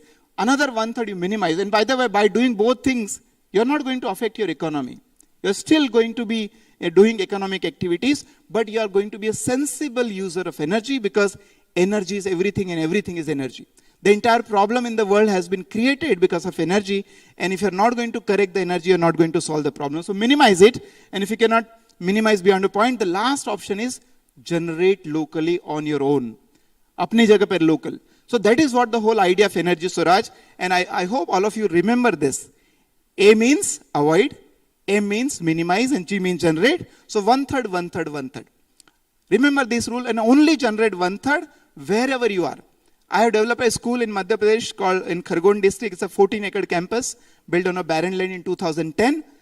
2010 से आज तक 12 साल में उस school campus में बिजली connection नहीं है, 100% सोलर पे चलता है. And I'm sure everybody can do this. And if you're not going to follow AMG, you will have to say OMG, oh my God, solar महंगा है, oh my God, छत पे जगह नहीं है, policy नहीं है, subsidy नहीं वगैरह. And that's exactly the idea of energy Swaraj, that let us all become energy independent. That is in true sense. Modi ji ने भी कहा था, आपने 2015 में भाषण सुना होगा तो 15 अगस्त का, पिछले साल का पिछला ही सेट, यदि भारत को आत्मनिर्भर बनना है तो एनर्जी में आत्मनिर्भर बनना पड़ेगा. और एनर्जी में आत्मनिर्भर बनना है तो व्यक्तिगत लेवल पे, इंडिविजुअल लेवल पे हमको आत्मनिर्भर बनना पड़ेगा. और 2019 में we have taken part in international competition from IEEE and we were the global winner. 458 team को बीट किया था. $1 लाख का अवार्ड मिला था, करीब 71 लाख रुपए. That money I have donated. That money I have donated और डोनेट करके हमने एनर्जी स्वराज फाउंडेशन बनाया है. And the whole purpose of this foundation to establish Energy Swaraj, not only in India, but all over the world. One last point, I also strongly believe that it is beyond any government or industries to solve the problem of climate change. In 2019, I traveled across the world, 30 countries, rich countries, poor countries, developed countries, developing countries. And I could see that everywhere we are behaving exactly in the same manner. So it is, the time left is very short, the target is very big. Therefore, it is impossible for the governments alone to solve the problem. And every user of energy should be, taking part in. We should be taking pride in saying that मेरे घर बिजली connection नहीं है. We should take pride in saying that मैं press के कपड़े नहीं पहनता हूँ. We should take pride in saying that मैं कम एनर्जी का उपयोग करता हूँ. Until unless we do that, it is not going to happen. मैंने अपने प्रेस के कपड़ों पे प्रेस करना बंद कर दिया. इनफैक्ट मेरे घर में फ्रिज नहीं है, मेरे घर में गीजर नहीं, मेरे घर में एसी नहीं है. और मेरी 2 बेटियां हैं. हमने डिसाइड किया कि जब भी बेटियों की शादी होगी, शादी में सिर्फ उन्हीं लोगों को बुलाया जाएगा जो बिना प्रेस के कपड़े पहन के आएंगे. कम एनर्जी का उपयोग करना एक फैशन बनाना पड़ेगा. No, until we make this as a fashion, we are not going to change it. कोई ज्यादा एनर्जी का उपयोग करता है, उसको घर पे चाय के लिए नहीं बुलाना है, because he is a person who is contributing lot of carbon dioxide emission. Then we can solve the problem of climate change, and then it should become Energy Swaraj. I have written a book also on this, and you can take this. So at the end, I will let us summarize that climate is not changing. Climate has already changed. We can feel it. Number 2, who has caused the climate change? I have caused the climate change. Nobody has done it. And last, who is going to correct it? Thank you so much. Thank you very much for your attention. Then, for the amazing energy what you are bringing for this cause, and I think I just one quick question. So you have been traveling now all over India, and there are a lot of challenges. What you see, you said that there are most of us are acting like fools and not paying attention, although we know the theory. But what are the top 2 or 3 things which make you optimistic, or what are the positive changes you are seeing on ground, which makes you believe that this can be done? Well, so it has been 2 years I've been traveling, and thank you very much for asking what makes me going and not getting tired from the yatra. Well, I feel that there is a lot of attention and awareness now that kuch to gadbad hai. There's a lot of anxiety among people कि गड़बड़ है. क्या गड़बड़ है, कैसे solution करना है, वो मेरे ख्याल से अभी तक फील नहीं हुआ. But the good thing is they feel that something is happening, and thanks to COVID kind of event, and it makes people think. और जब कोविड हुआ था तो मैंने एक आर्टिकल लिखा था, कोविड जैसा एक और खतरनाक वायरस चाहिए. बिकॉज 2 चीजें हैं लाइफ में फॉलो करना है जो अस्तित्व के नियम है, limit your consumption and localise your production. ये 2 करना है. तो जब कोविड हुआ था तो उसके बाद में प्रधानमंत्री जी ने कहा था वोकल फॉर लोकल, तो मैंने कहा थैंक गॉड कोविड ने इतना तो समझा दिया, वोकल फॉर लोकल होना चाहिए. अभी एक और वायरस लगेगा जो बोलेगा नहीं, not only enough to be vocal for local, but it is also important that no matter what, we have to limit our consumption, क्योंकि धरती का साइज और धरती के सारे संसाधन खुद ही लिमिटेड है. हम अंधाधुंध सोलर एनर्जी का उपयोग भी नहीं करना चाहिए. Exactly. Yeah. Sure.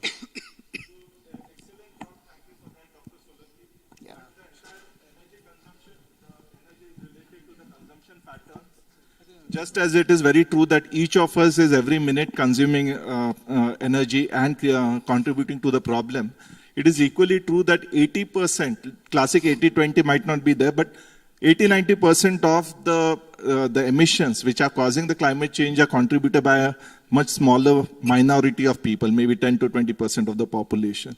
So personal responsibility definitely we have to take. But what is the thing, how do we handle the out of control consumption? Would that not be more driven by policy, or how do we tackle that? Well, I believe that now the time has gone where we could think of policy or do something about it. So India cannot afford, or anybody cannot afford to get into this argument कि उसने ज़्यादा किया है, मैंने कम किया है. So we can't do that. We are, as you say, only 6-7 years are left. So I believe that rather than doing that, why can't we be more innovative in our approach and and derive our energy systems where we create jobs, where we locally be independent, where we strengthen economy. So उसने किया मैंने नहीं किया, I think we cannot get into this argument, you know. So we let us be more innovative in our approach so that we solve many more problems, because energy से सब कुछ होता है. And I showed you, so energy से education होता है, energy से rural economy चलता है, energy से foreign The exchange. takeaway is we have to be more innovative now how we solve it. We can't rely on someone else to do it. Yes. And we do not have time for anything like that. We have to take the responsibility ourselves for not, if not for anybody else, at least for your own children, you know. You want to leave the world livable for them, no? That's why we should be doing it. But the good part is, since as Chetan mentioned, world is not going to end with 1.5 degree and we have to survive long. So there is actually tremendous opportunity for creating climate wealth by looking into these transformational technologies. And that's where I think all of us need to contribute. So thank you very much, Professor Solanki, for all the work you're doing and sharing your insight. And we'll continue this dialogue. There will be a separate session at 4 or 4:15 immediately after the next plenary session, where we are going to hear from many more practitioners who are implementing many of these solutions on ground. So I hope any one of you who are interested in energy and environment will also join us at 4 o'clock in the Senate Hall on the first floor. Thank you. Thank you very much. I must thank the organizers, particularly Dr. Indrajit Chatterjee, who was really behind me to bring me here. Also, I would like to just announce that we are organizing a conference called ARE, Action for Restoring Environment, on 24th and 25th of November in Delhi. And the tagline of the conference is, Are we taking enough action? Where we are going to ask all sections of society, political, spiritual, industrial, media, academic, are we taking enough action? This is really high time to introspect. So please, it's a conference, attendance is free, 24th, 25th. rconference.org, rconference.org. You're most welcome to attend. Thank you so much.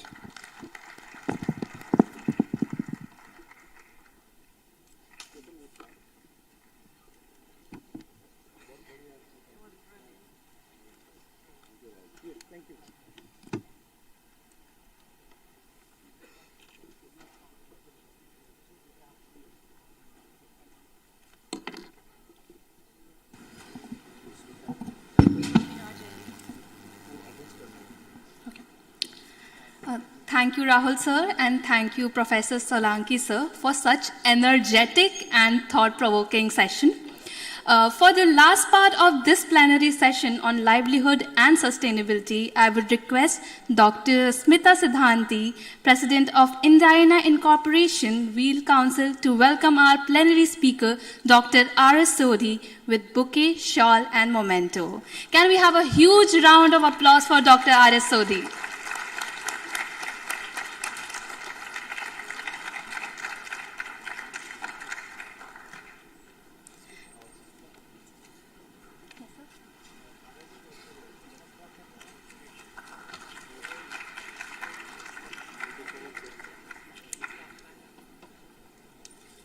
I would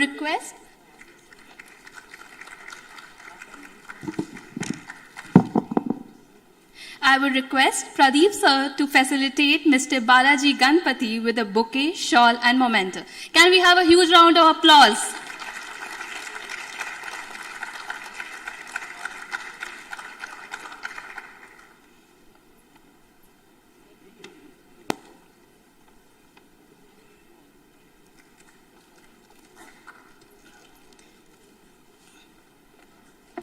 The thunder of applause should not stop.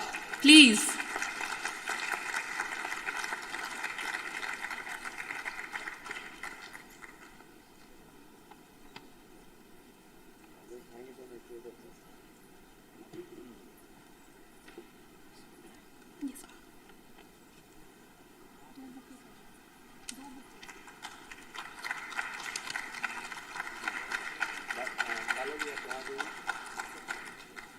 I would now request Pradeep sir to present bouquet and shawl memento to Dr. Smita Siddhanti ma'am.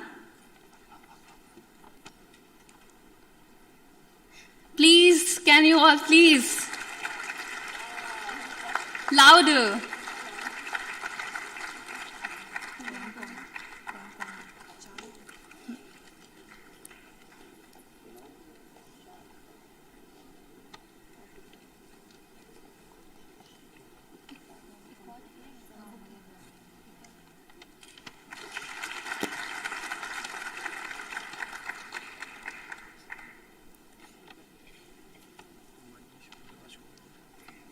I would now request ma'am to facilitate Pradeep sir with a bouquet.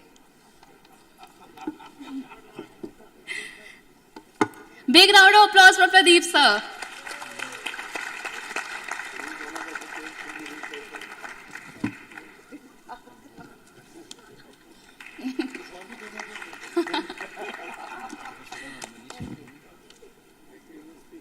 Indeed, a very energetic panel we have with us. Now, I would like to hand over the session to Smita ma'am. Is this on? Greetings, everybody. Thank you for being here.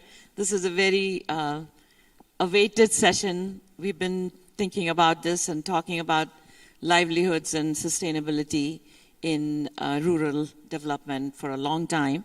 And Wheels Global Foundation has been very much involved in the whole idea of smart village, creating enterprises within the villages for last decade.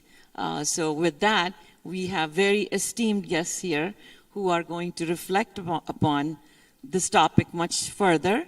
And then we, after this, have another session from 4 o'clock upstairs. It was supposed to be at 4 o'clock, so I guess everything is moving. For whatever it's worth, we are in a very exciting session, so everything is taking longer. But hopefully, we should try to finish this in half an hour and then move upstairs to the Senate for many other esteemed thinkers and practitioners in livelihood in the long run.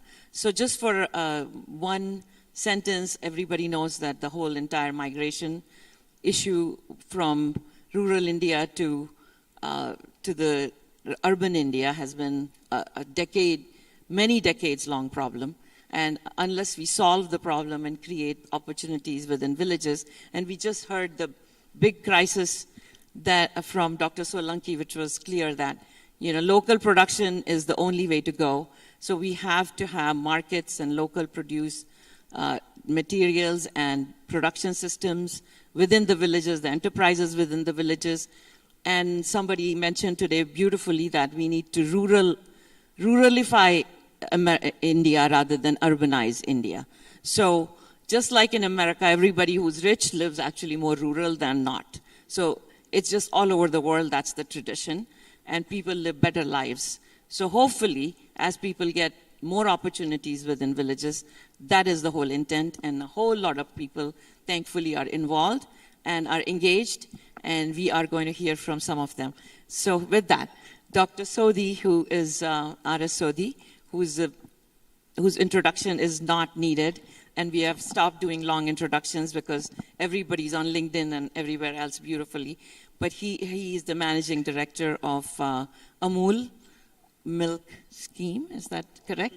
Amul is a well-known and are doing enormous and effective work. So with that, I will let you start. And then Balaji, who's here, will follow. He's from TCS, and we will hear a lot more about. And we just heard from your ex-CEO. Thank you.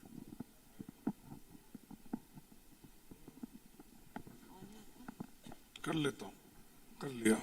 Okay. My PPT is there? Okay, that's good. Okay. Thank you. First of all, I'd like to thank the Stanford University, Wheels and BHU for giving opportunity to farmers organization to give our input for this 7th Ideal Village Conference. And I find the topic of this 7th Ideal Village Conference very, very apt when rural transformation for sustainable growth. I think I'd like to say instead of this, that for sustainable rural transformation,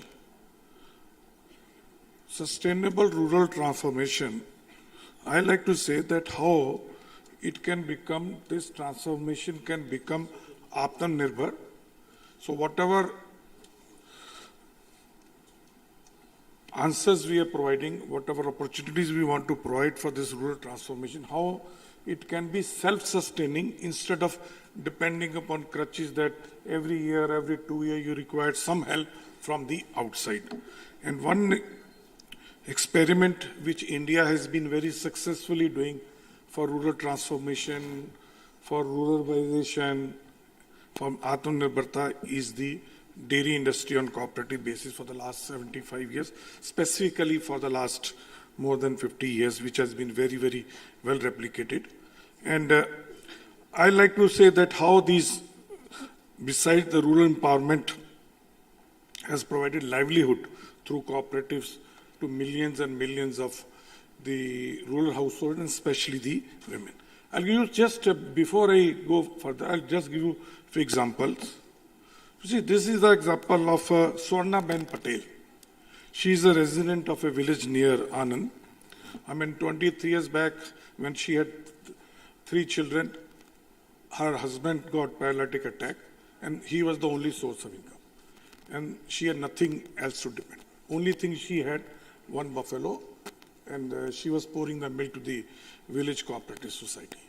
And she decided to take it further and to take care of family, his children, education and other thing. And fortunately, all the 3 children are well educated, working very good organization in India and one abroad. And she has got her own house, car, everything. And all because of she tried to do dairy husbandry or expanding her business by supplying milk or his produce to the dairy cooperative society. And today she has got 25 cows and buffalo, 350 liters, and annually she is giving 50 lakh rupees milk to the village cooperative society. And I'll later on tell you, out of that, whatever she has given, and the cost is around 55 to 60%, depending on how much you want to put. At least 50% or 40% is the net profit, even if you have people to work for. Similarly, same example I can show is of Surekha Ben Patel. She is earning around 9 lakh rupees per annum, self-doing. And then she has, it's not moving, sorry. And recently, the Honorable HM given one check to the one Malti Ben, more than 1 crore rupees milk she has poured in the cooperative society. And if I take further, you see these are the 10 not very semi-literate, many of them are basically not dependent on husband, widows and other thing. 70, you can mention how much milk there, 8 lakh, 74 lakh, 72 lakh. This, so they have become a big entrepreneur without having too much of resources. You see, when you are saying sustainable rural transformation, what is required is not, you cannot go for with lot of resources. You have to see whatever resources and avenues available with the limited rural economy and the income level. And animal husbandry is the one thing in which, with minimum resources, you can have sustainable livelihood and which can grow also automatically. I mean, you don't need, if you want to expand, I mean, if you have got a plant, you have to expand, you have to invest in new plant. But in cow or buffalo or any husbandry, once you have one, it will multiply to 2, it will multiply to 4, 6, only you have to go with it. And this all happened because of a very, very successful Amul model, which is nothing. You can see at the bottom of it is the about milk producer. In each society or village society, 200 milk producers, they form a society. And society's job is to collect the milk automatically on milk collection system, fully integrated automatically with the computers and SAP. District union collects the milk from village cooperative society, process it, add value under Amul brand name. And at the apex level, the state level federation is there, which markets the product under the Amul brand all over India. All 3 tiers are financially separate entities, but owned by the bottom 3.6 million farmers. And the same model, if you see, was replicated last from mid-70s all over India. And you can see left side is the, in Gujarat, what we have done is 3.6 million farmers or 18,600 villages. I mean, more or less all villages have been covered and 18 district union. And similarly at the national level, when mid-70s, this under Operation Flood, this model was replicated to make all the villages under the Operation Flood. So now we have got around 17 million milk producers or cooperative members, 1.9 lakh villages, 244 districts and 28 districts. Just what is Amul today? Amul today is India's biggest FMCG or food brand. We are processing every day 27 million liters milk per day. Let me tell you, this is equal to the total production of Australia, of milk production, or more than Canada or other thing. We are today the 8th largest dairy company, and most of the companies which are above us are multi-location, multi-nations. We are only mainly one part of India. And about 10 years back, we were we were 13th, now 8th. And the way we are growing, we may be in the first 5 in next 3 or 4 years. And with 8.2 billion turnover, last year was 61,000 crore. Another 5 years will be more than 1 lakh crore. But we were not like this. India was not Atmanirbhar. India was dependent on fully imports. See, when this, whatever story I have told is not only the livelihood, it's the story of Atmanirbharta. I mean, what our Honorable Prime Minister said on 24th of May 2020, that we have to become Atmanirbhar in everything. I think a lot of people thought it is not possible. How can you become Atmanirbhar in electronics or energy? We talked, Chetanji mentioned, or how we can be Atmanirbhar in edible oil. 1 lakh crore rupees edible oil we are importing. But same was the story of milk till mid-70s. Our milk production was 1/3 of USA and 1/8 of Europe, more or less equal to the Netherlands and the other New Zealand, etc. countries.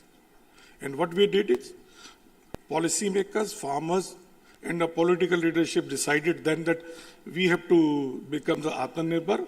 So Amul model was replicated across India, where what is the Amul model? Simple. Farmers not only to produce, they have to aggregate, add value, and market the product under their own ownership. And they should own the whole supply chain. Then only they can. And this model has what has created, you can see. Now, what are the, today if you see with more than 210, we are more than double than the USA, 25 to 30% more than the Europe. And the way we are growing, I'll tell you what is the history.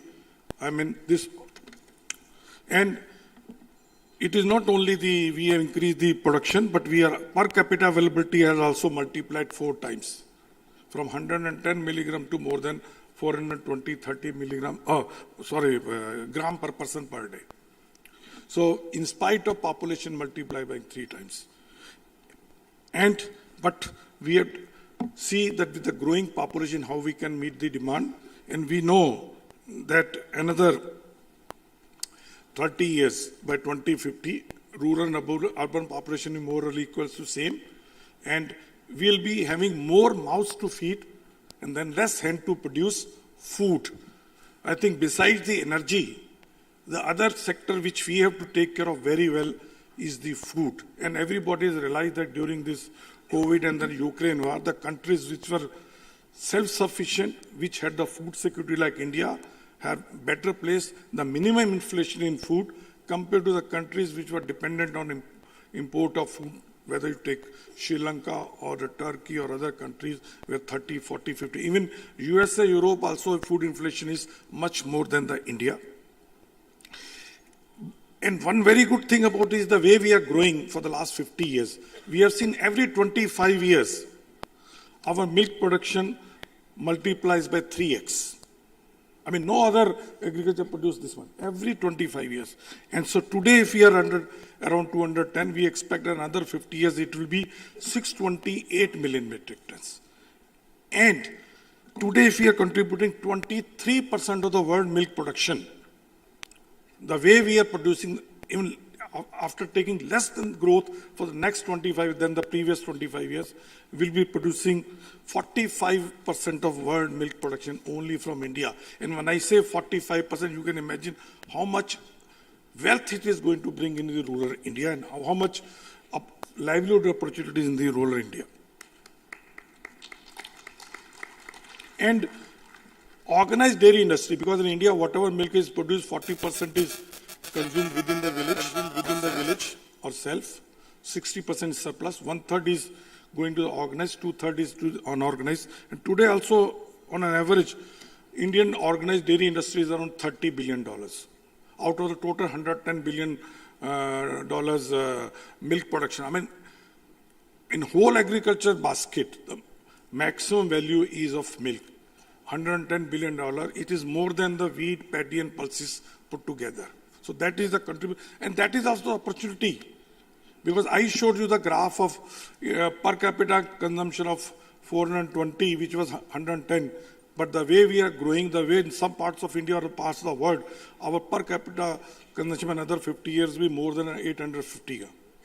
And population will be 1.6, 1.7 billion. So you can see how much demand will be there in India and also the adjoining countries. And it's not only the opportunity, livelihood, it's also jobs. Generally in organized sector, if 1 lakh liter milk is coming and processed and sold, around 6,000 jobs are created, 5,000 in the rural India, 1,000 in the urban India. So even organized sector in another 10 years is going to produce around 13 million jobs will be providing. 13 million jobs, only organized sector. And you can understand how much organized sector and dairy industry will provide. And other is how much a farmer, just a calculation, how much a farmer earns average. If a cow which is crossed by 10 liters milk per day is giving, and very nominal value of 35 rupees liter, which a farmer get today for cow milk, maybe a little more nowadays, his income will be around 1,05,000. And the calf value, per every year the calf comes 4,000 to 5,000, so 1,10,000. And if you see the expenses, will be after taking care of everything, something farmer may be producing, but even if farmer buys everything, and also the loan repayment, etc., it will be around 65,000. And you can see on an average $1.50 or 120 rupees a farmer can earn from one cow, one buffalo, very easily, even without land. You see, this is the one profession, one source of livelihood. When I said you don't need resources, you don't need even land also. What is you require is 2 hands only, and some family supervision are working. And so you can multiply. So $1.50 per day is around 3,500 rupees per month. So if you want to earn, suppose 30,000, what is required is only 10 cows. If you want to earn 70,000, require 20. And generally, when you say you want to provide livelihood or startups or entrepreneurship in the villages, any youth educated with taking loan of 14-15 lakh rupees from a bank with 30 cows or animals, I'm not saying you start with the first day with 30, you can start 3 or 4, then multiply. 1 lakh rupees sitting in a village you can earn. And that is not today. And you see, there's no chance of any recession or any obsolescence in this place. Because our market is, today is 1.38 billion stomachs, which will be 1.7 billion stomachs in 2050-60. And the yeast stomach which is taking today 420, it will be taking 800 ml. So that is the market. With the more income, more disposable income going, human beings, especially we Indians, we are 50% or more than 50% vegetarian, are spending more on protein and fat-rich diet. And animal husbandry is the answer, whether dairy, poultry, or meat or anything you want, fisheries you want to take. So what is the reason for this success, and what are the learnings which we can take from this for future? See, first thing is that this in India has grown on this because of smallholder. India is the only country which has grown so much of in dairy and become number 1 on smallholder farmers. Because in all other dairy-rich countries or surplus countries, it is a big dairy farms. Even China, which is growing, Now, although there are deficit, they are also going with the 5,000, 6,000, 10,000 farms. So India is the country which has gone only and only with average farm size 2 to 3 animals. And so it is, you are growing food, you are becoming Atmanirbhar, but also providing livelihood also.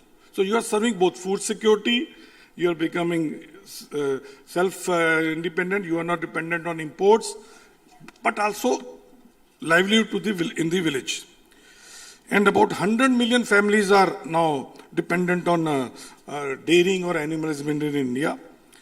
The other reason I think the success for Indian dairy sector, and we also foresee that in the future also it's going to grow, is, which I have talked to a number of CEOs of world number 1 or number 2 dairy companies, and they all had come to India and they could not succeed.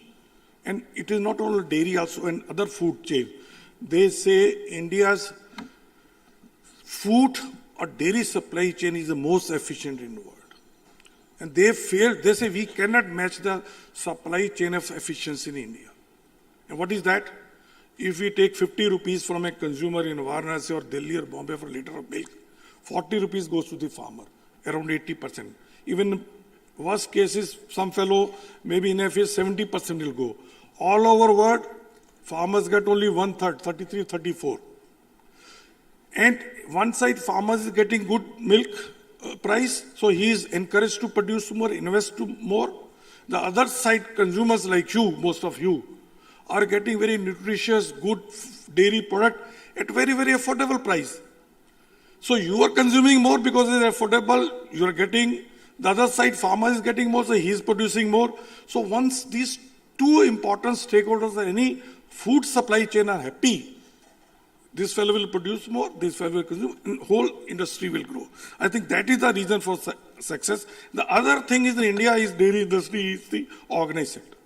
I mean, right from day one, India is the only country in the major cooperatives that also, whatever they procure, they sell under 100% value rate pack form. Most of the other cooperatives will buy world over, they'll convert it to commodity, sell to multinational to add value or to earn more. And the other reason of our success right from day is the technology adoption. I mean, I don't right from day developing technology for buffalo milk processing or buffalo milk powder or buffalo milk cheese, which was not available all over. Now today, if you see, the digital integration in the dairy supply chain is much, much more than what urban business or supply chains are concerned. I mean, this is just I'm showing you the app of milk procurement. A farmer when pour milk, she immediately gets on app how much quantity of milk, what protein, what fat, what money to be has been transferred in her account. Besides that, veterinary service. I mean, if you are sick, you go to the doctor in the city and then you tell that doctor, he'll go blood. Then now computerized file system, you know what is the history. But here, if your animal is sick in Gujarat, you just put an app, intimation, go to a doctor who is nearest. So within 2 hours, doctor will arrive. He'll just scan the code here, tag. He'll know the history of the animal and what other treatment is done, and then treatment will be suggested. More or less free medication is done.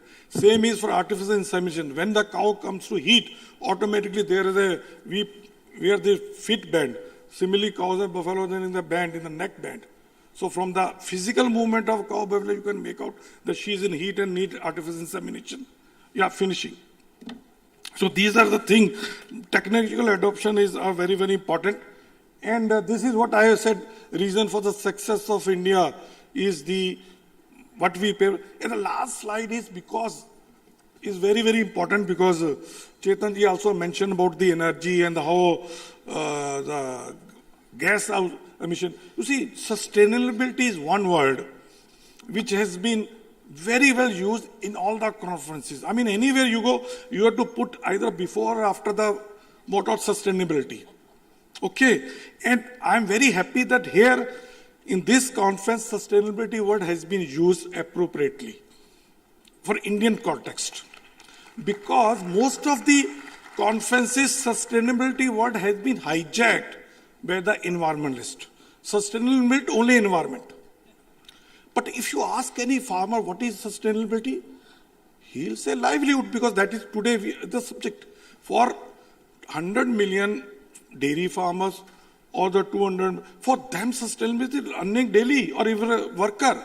Sustainability for any businessman is viability, profits. Sustainability for government is what? Food security, providing employment, law and order. Sustainability for what is consumer?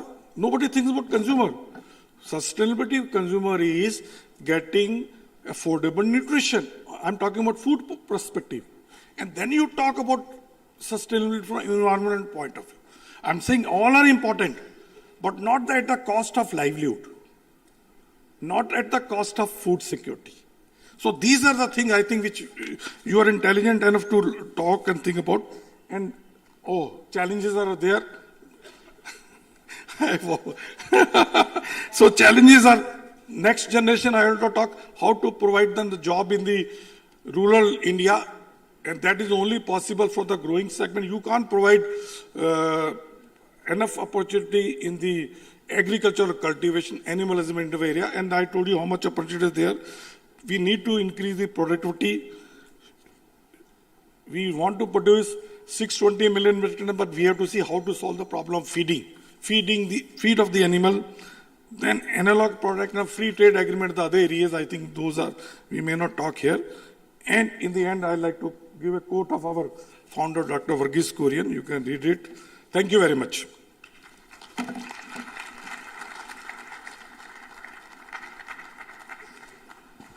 Thank you. Real pleasure. What a model, and what a small scale farmer that can scale up to that level the world has not seen.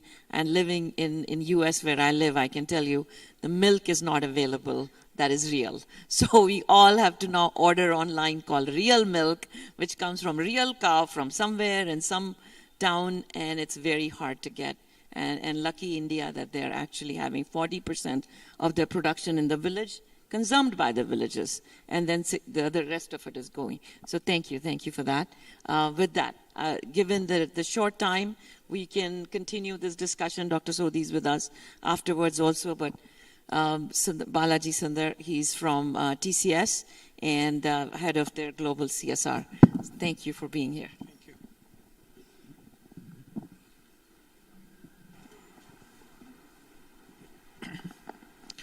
Thank you, Dr. Sodhi. I think when I reflect on what you shared, 3 or 4 things I think are common between the story that you've shared and what takeaways I hope people will learn from my session as well. First and foremost is that bringing a group of people together and not thinking of them in deficit, right? Thinking of them not as part of the problem, but part of the solution. I think that is a great principle that stood out for me. The second one is investing in those you want to transform and giving them the resources and the tools. The third is rewarding and recognizing. I think it's very, I don't know if you really got the essence of what he said at the end about 70 to 80% of the whole consumption. The money generated from the consumption is going back to the individual farmer and the cooperative. I can tell you there are very few systems in the world that do that. So it is really democratizing the prosperity that is being created. That is the lesson to learn. And the final one, which you said about food, is that, everybody is, you have more mouths to feed. I would say the same about digital and technology also, that you cannot live without that nowadays. So thank you for your session. Another round of applause for Dr. Sodhi, please. So what I'm going to share is, if I can get help from the tech team. Yeah, thank you. So I'm not going to spend too much of time talking about the world that we live in today. Is this working? Can you put that in full screen? Thank you. So there are a few things that I wanted to share to just ground our understanding of the world that we live in today. And then I wanted to share a few thoughts about India and the story for India.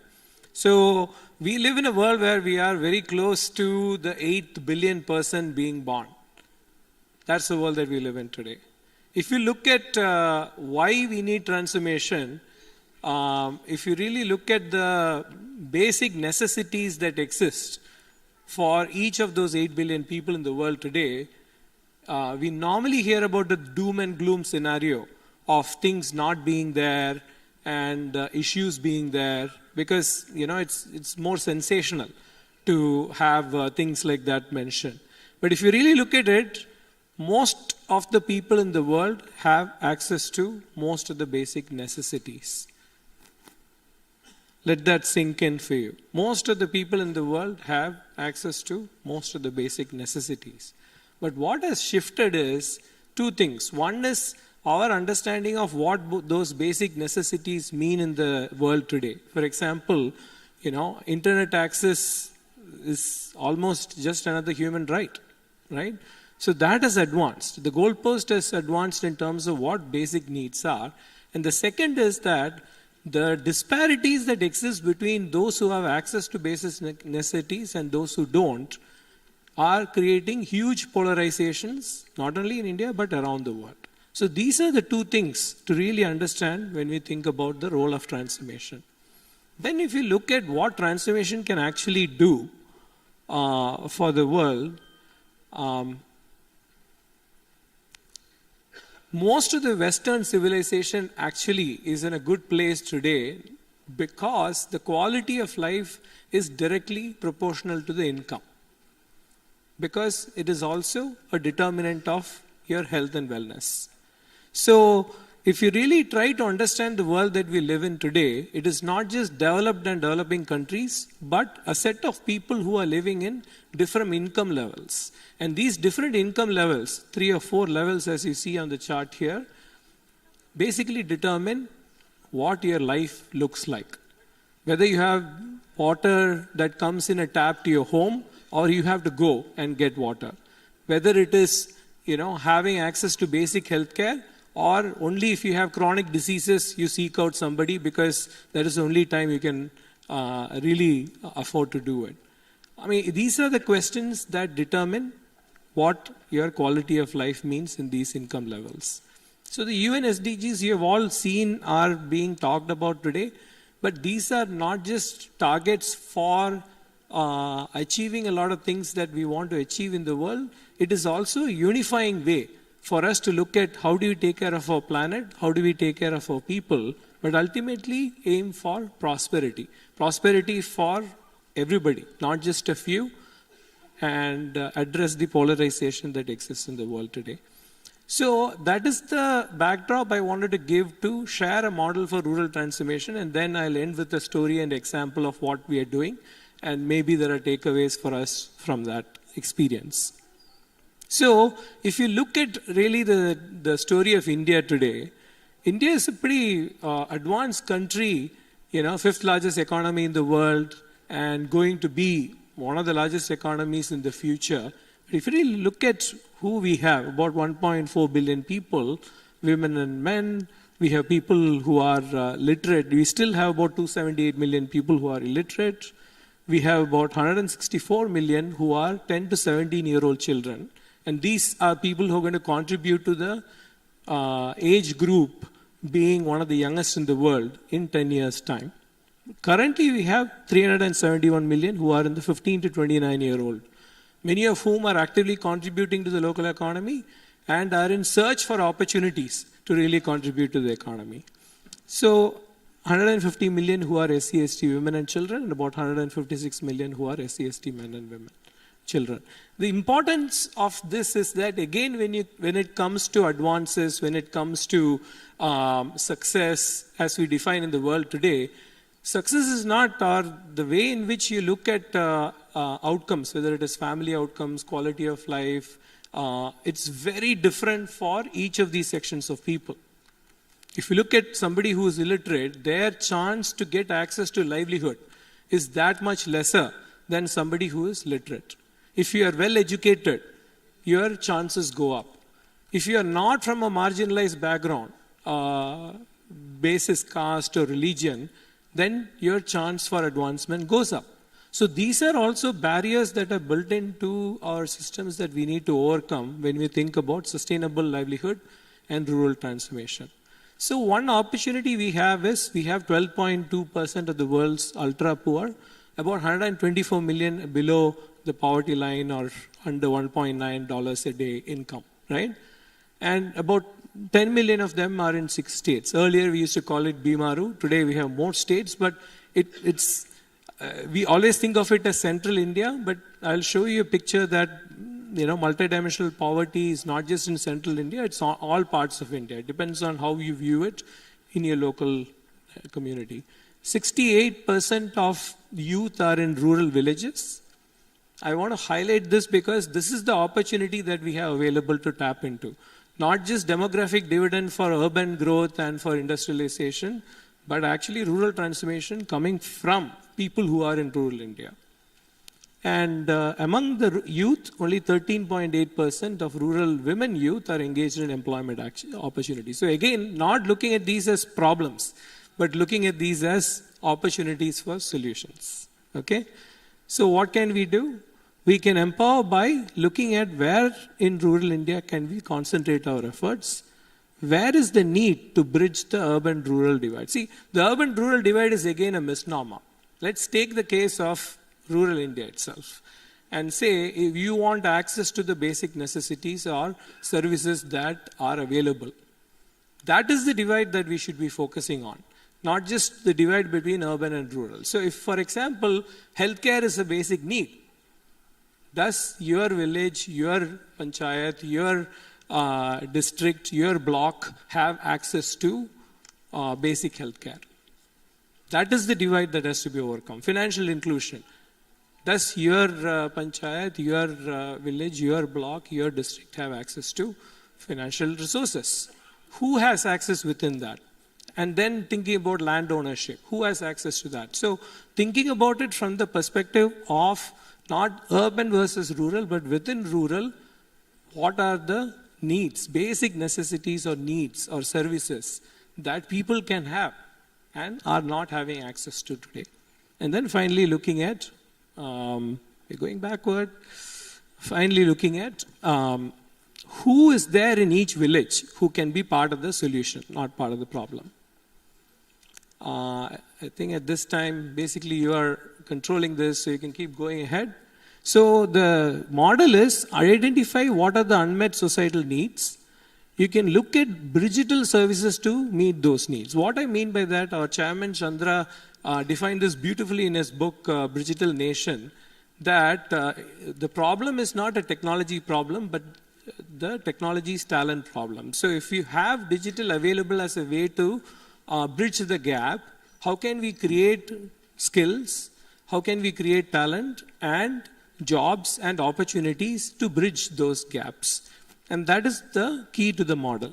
And then working in the community itself. So for example, if it is a village, how can you create self-employment for local youth through village participation itself?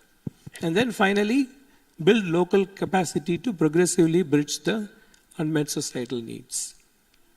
So can you advance to the next slide? Yeah, move on. Yeah, we can skip, most of you are familiar with the Tata Group and TCS, so I will skip this portion and just go to the example to end. Go to the next slide, please. Yeah, go to the next slide. Okay, so how can we bridge this? The example of the model I want to share with you is actually happening for the last 8 years in 10 states across India, 30 districts and 2,000 villages. And this is one of our flagship programs through our CSR efforts called Bridge IT. Basically, what we are doing is marrying two parts. One is rural youth who have the skills and the capabilities and the passion, whether they are graduate or non-graduate. And the other part is villages that need access to basic services. And we are bringing these two together. If you bring these two together, what can happen? From a literacy perspective, from access to healthcare, access to financial services. I will let this video speak for itself. So basically, you start with basic needs and say that, you know, if you are starting as an entrepreneur in a village and you are a Dalit girl, what do you need? You need confidence, you need connections, you need resources, which is what we provide as a partner. And then that young person, that girl, that young woman can start her own business. Once she starts her own business, she can start to provide basic services. Some of them may be digital services, and as a Uddami, she can provide non-digital services also, based on what need she is seeing in her customer base. Then she can add more service lines to go into financial and government services. Government services are available as schemes from the central government or the state government, but often these schemes do not reach people in need. So she can be that young person who provides access to that. She can provide employment to others. She can help the village to prosper. And then as her income level goes up and she employs other people and their income level go up, the village gets access to more resources, more jobs, and the village starts to prosper. So this is the basic idea and the concept behind Bridge-IT and our model for sustainable livelihood in rural India. And what are the results for that? I will end with this. Next slide is the video. You will hear from one or two young women in rural India who are entrepreneurs and who are doing work using this model. I am not able to control this. Yeah. Can you just play this, just before you play this video? So this is the model I wanted to share with you. I hope you will take away from this. The simplicity of the approach is actually the beauty of the success of this model. This model we are currently working on replicating all across India. We have looked at about 300 districts that have multidimensional poverty and are slowly in the process to increase our reach and our impact in each of these districts. So I invite all of you to share your lessons and your learnings and also welcome you to partner with us. With that, if we can roll the video.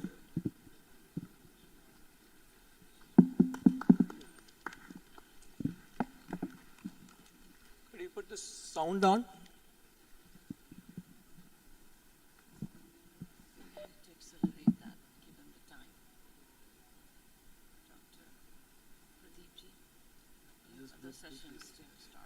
Thank you very much. If you're not able to get the sound on while you try that. Could you try presenting, please?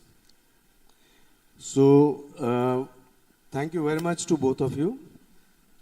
And we are really grateful that from a very, very busy schedule, you have been able to spare some time. And we hope you will be able to stay with us for some more time. And you have said very rightly, Sodhi Saab, about livelihoods and sustainability. Now, we have had a long deep dive session yesterday for 7 hours on patterns and anti-patterns. So from you, I'd like to hear, Sodhi Saab, since Amulya क्योंकि हम एक दलित की बेटी हैं, गांव में कई तरीक़ा की समस्या रहती है स्कूलों में कि खाना पीना सही से नहीं देते, उनसे छुआछूत रखते हैं, छोटे कास्ट के बच्चे होते हैं उन्हें अलग बैठाते थे और जो बड़ी शेड्यूल के बच्चे होते हैं उन्हें अलग बैठाते थे और उनको पढ़ाते थे ज़्यादा और जो गरीब बच्चे होते हैं उनको नहीं पढ़ाते थे। कई बार टीचरों ने मना किया, नहीं हम नहीं पढ़ाने देंगे, क्योंकि जब हम कंप्यूटर खोलते हैं वहाँ पे तो सारे बच्चे इकट्ठे होकर आ जाते हैं क्योंकि उन्हें कंप्यूटर अच्छा लगता है। तो जब हम अपने बच्चों को पढ़ाते थे तो जो बड़े कास्ट के बच्चे हैं तो उनको भी लगता था कि हम भी पढ़ें, तो उनको थोड़ा ऐसा लगता है कि इनके मतलब ऐसा ना हो कि ये बच्चे सीख जाएं और हमारे बच्चे नहीं सीखें, तो फिर वो भी बोलने लगे अच्छा नंदिनी तुम सभी बच्चों को एक साथ पढ़ाओ। सोचा कुछ करना है अब, तो करने के लिए सबसे पहले हमने देखा कि कुछ अपने गांव के लिए ही किया जाए या सोशल वर्किंग के लिए किया जाए तो अच्छा रहेगा।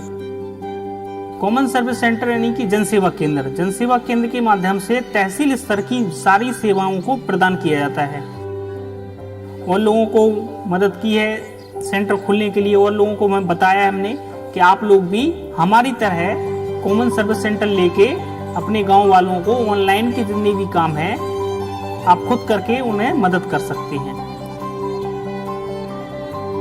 मेरी आशा है अधिक से अधिक लोगों को इससे जोड़ करके और इसके बारे में बता करके हर जगह इसका विस्तार किया जाए, जिससे कि नवयुवाओं में इस प्रकार की जागृति फैले और इसी उत्साह के साथ निरंतर आगे बढ़ते रहे। हमारा जो सपना है हम कंप्यूटर टीचर बने, स्कूल पढ़ाने के बाद 1-2 घंटे। So that was wonderful, and good applause for you. So the people who are participating in the workshop, many of them are here. The person who conducted the workshop, he is also here, Arun Jain. And what I'd like to hear from you, Sodhi Saab, is a recent example of an anti-pattern, in the sense an experiment or experience of Amul, because Amul has been seen, and we have been seeing it since childhood, you know, as one of the greatest success stories, the ATM coming up, the Operation Flood, and people getting milk, you put in a token and milk flows out, which is an ATM for milk practically. So many beautiful stories all over the world. And now we also see that in the Western world, a lot of tea and coffee is being drunk, and that too without milk. The milk consumption in a lot of the Western countries is dropping very drastically. So whether there is a pattern in India also similarly, but what is a big story, important story, a failure story of Amul in the recent past? Well, I think coming first is what Western, what you said, that is plant-based or we call it analog. You see, generally what you see is, one is as such consumption people are not consuming at all. Milk, there may be few people. I mean, naturally you may be replacing with other parts in your dietary, maybe meat and other thing, the protein or the other fat or that, then you may be required. But as far as India is concerned, dairy or vegetarian fat, protein and fat source of milk is going to be very important. See, milk is not only protein or fat, it is the tastiest and affordable. That is very important. And coming to the anti and success and other thing, I think there has been number of, I mean, it's very difficult to say only one. I can tell you the reasons. One reason for Amul's success or Operation Flood success is basically and for any agriculture supply chain, is the leadership. See, because it is a democratized system. So you need a fusion of very selfless, dedicated political leadership, bottom up, and a very, very dedicated professional leadership. In agriculture, rural sustainability, you can't bring top down. You can't say that government will do it. It's not the job of government. The people have to recognize, leadership has to come and do it. So thank you very much, Sodhi Saab. And we are very grateful to you for your support for Wheels also. And we look forward to continuing our cooperation with that. And thank you, Balaji, also. I had a question for you, but I guess we'll have to take it on personally. Thank you. We have to vacate it.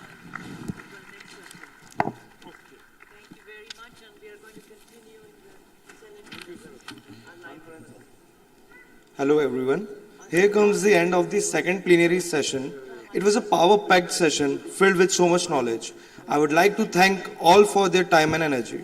The parallel sessions for this plenary session are scheduled right after this session. Education and skill development will be in the main hall. Energy and environment will be in the Senate hall. Livelihood and sustainability will be in the conference hall. I thank you all for being so patient and request you all to move to the respective sessions. Thank you.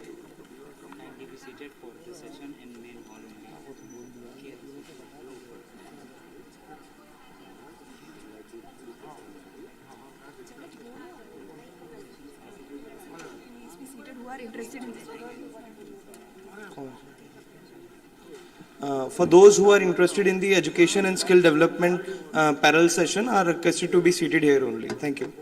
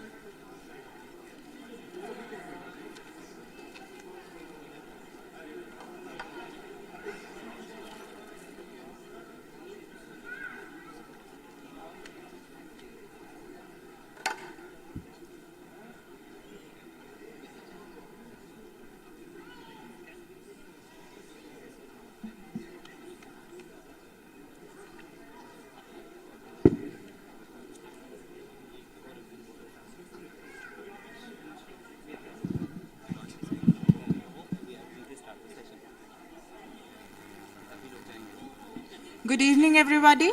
I request everyone to please settle down so that we can start our next session.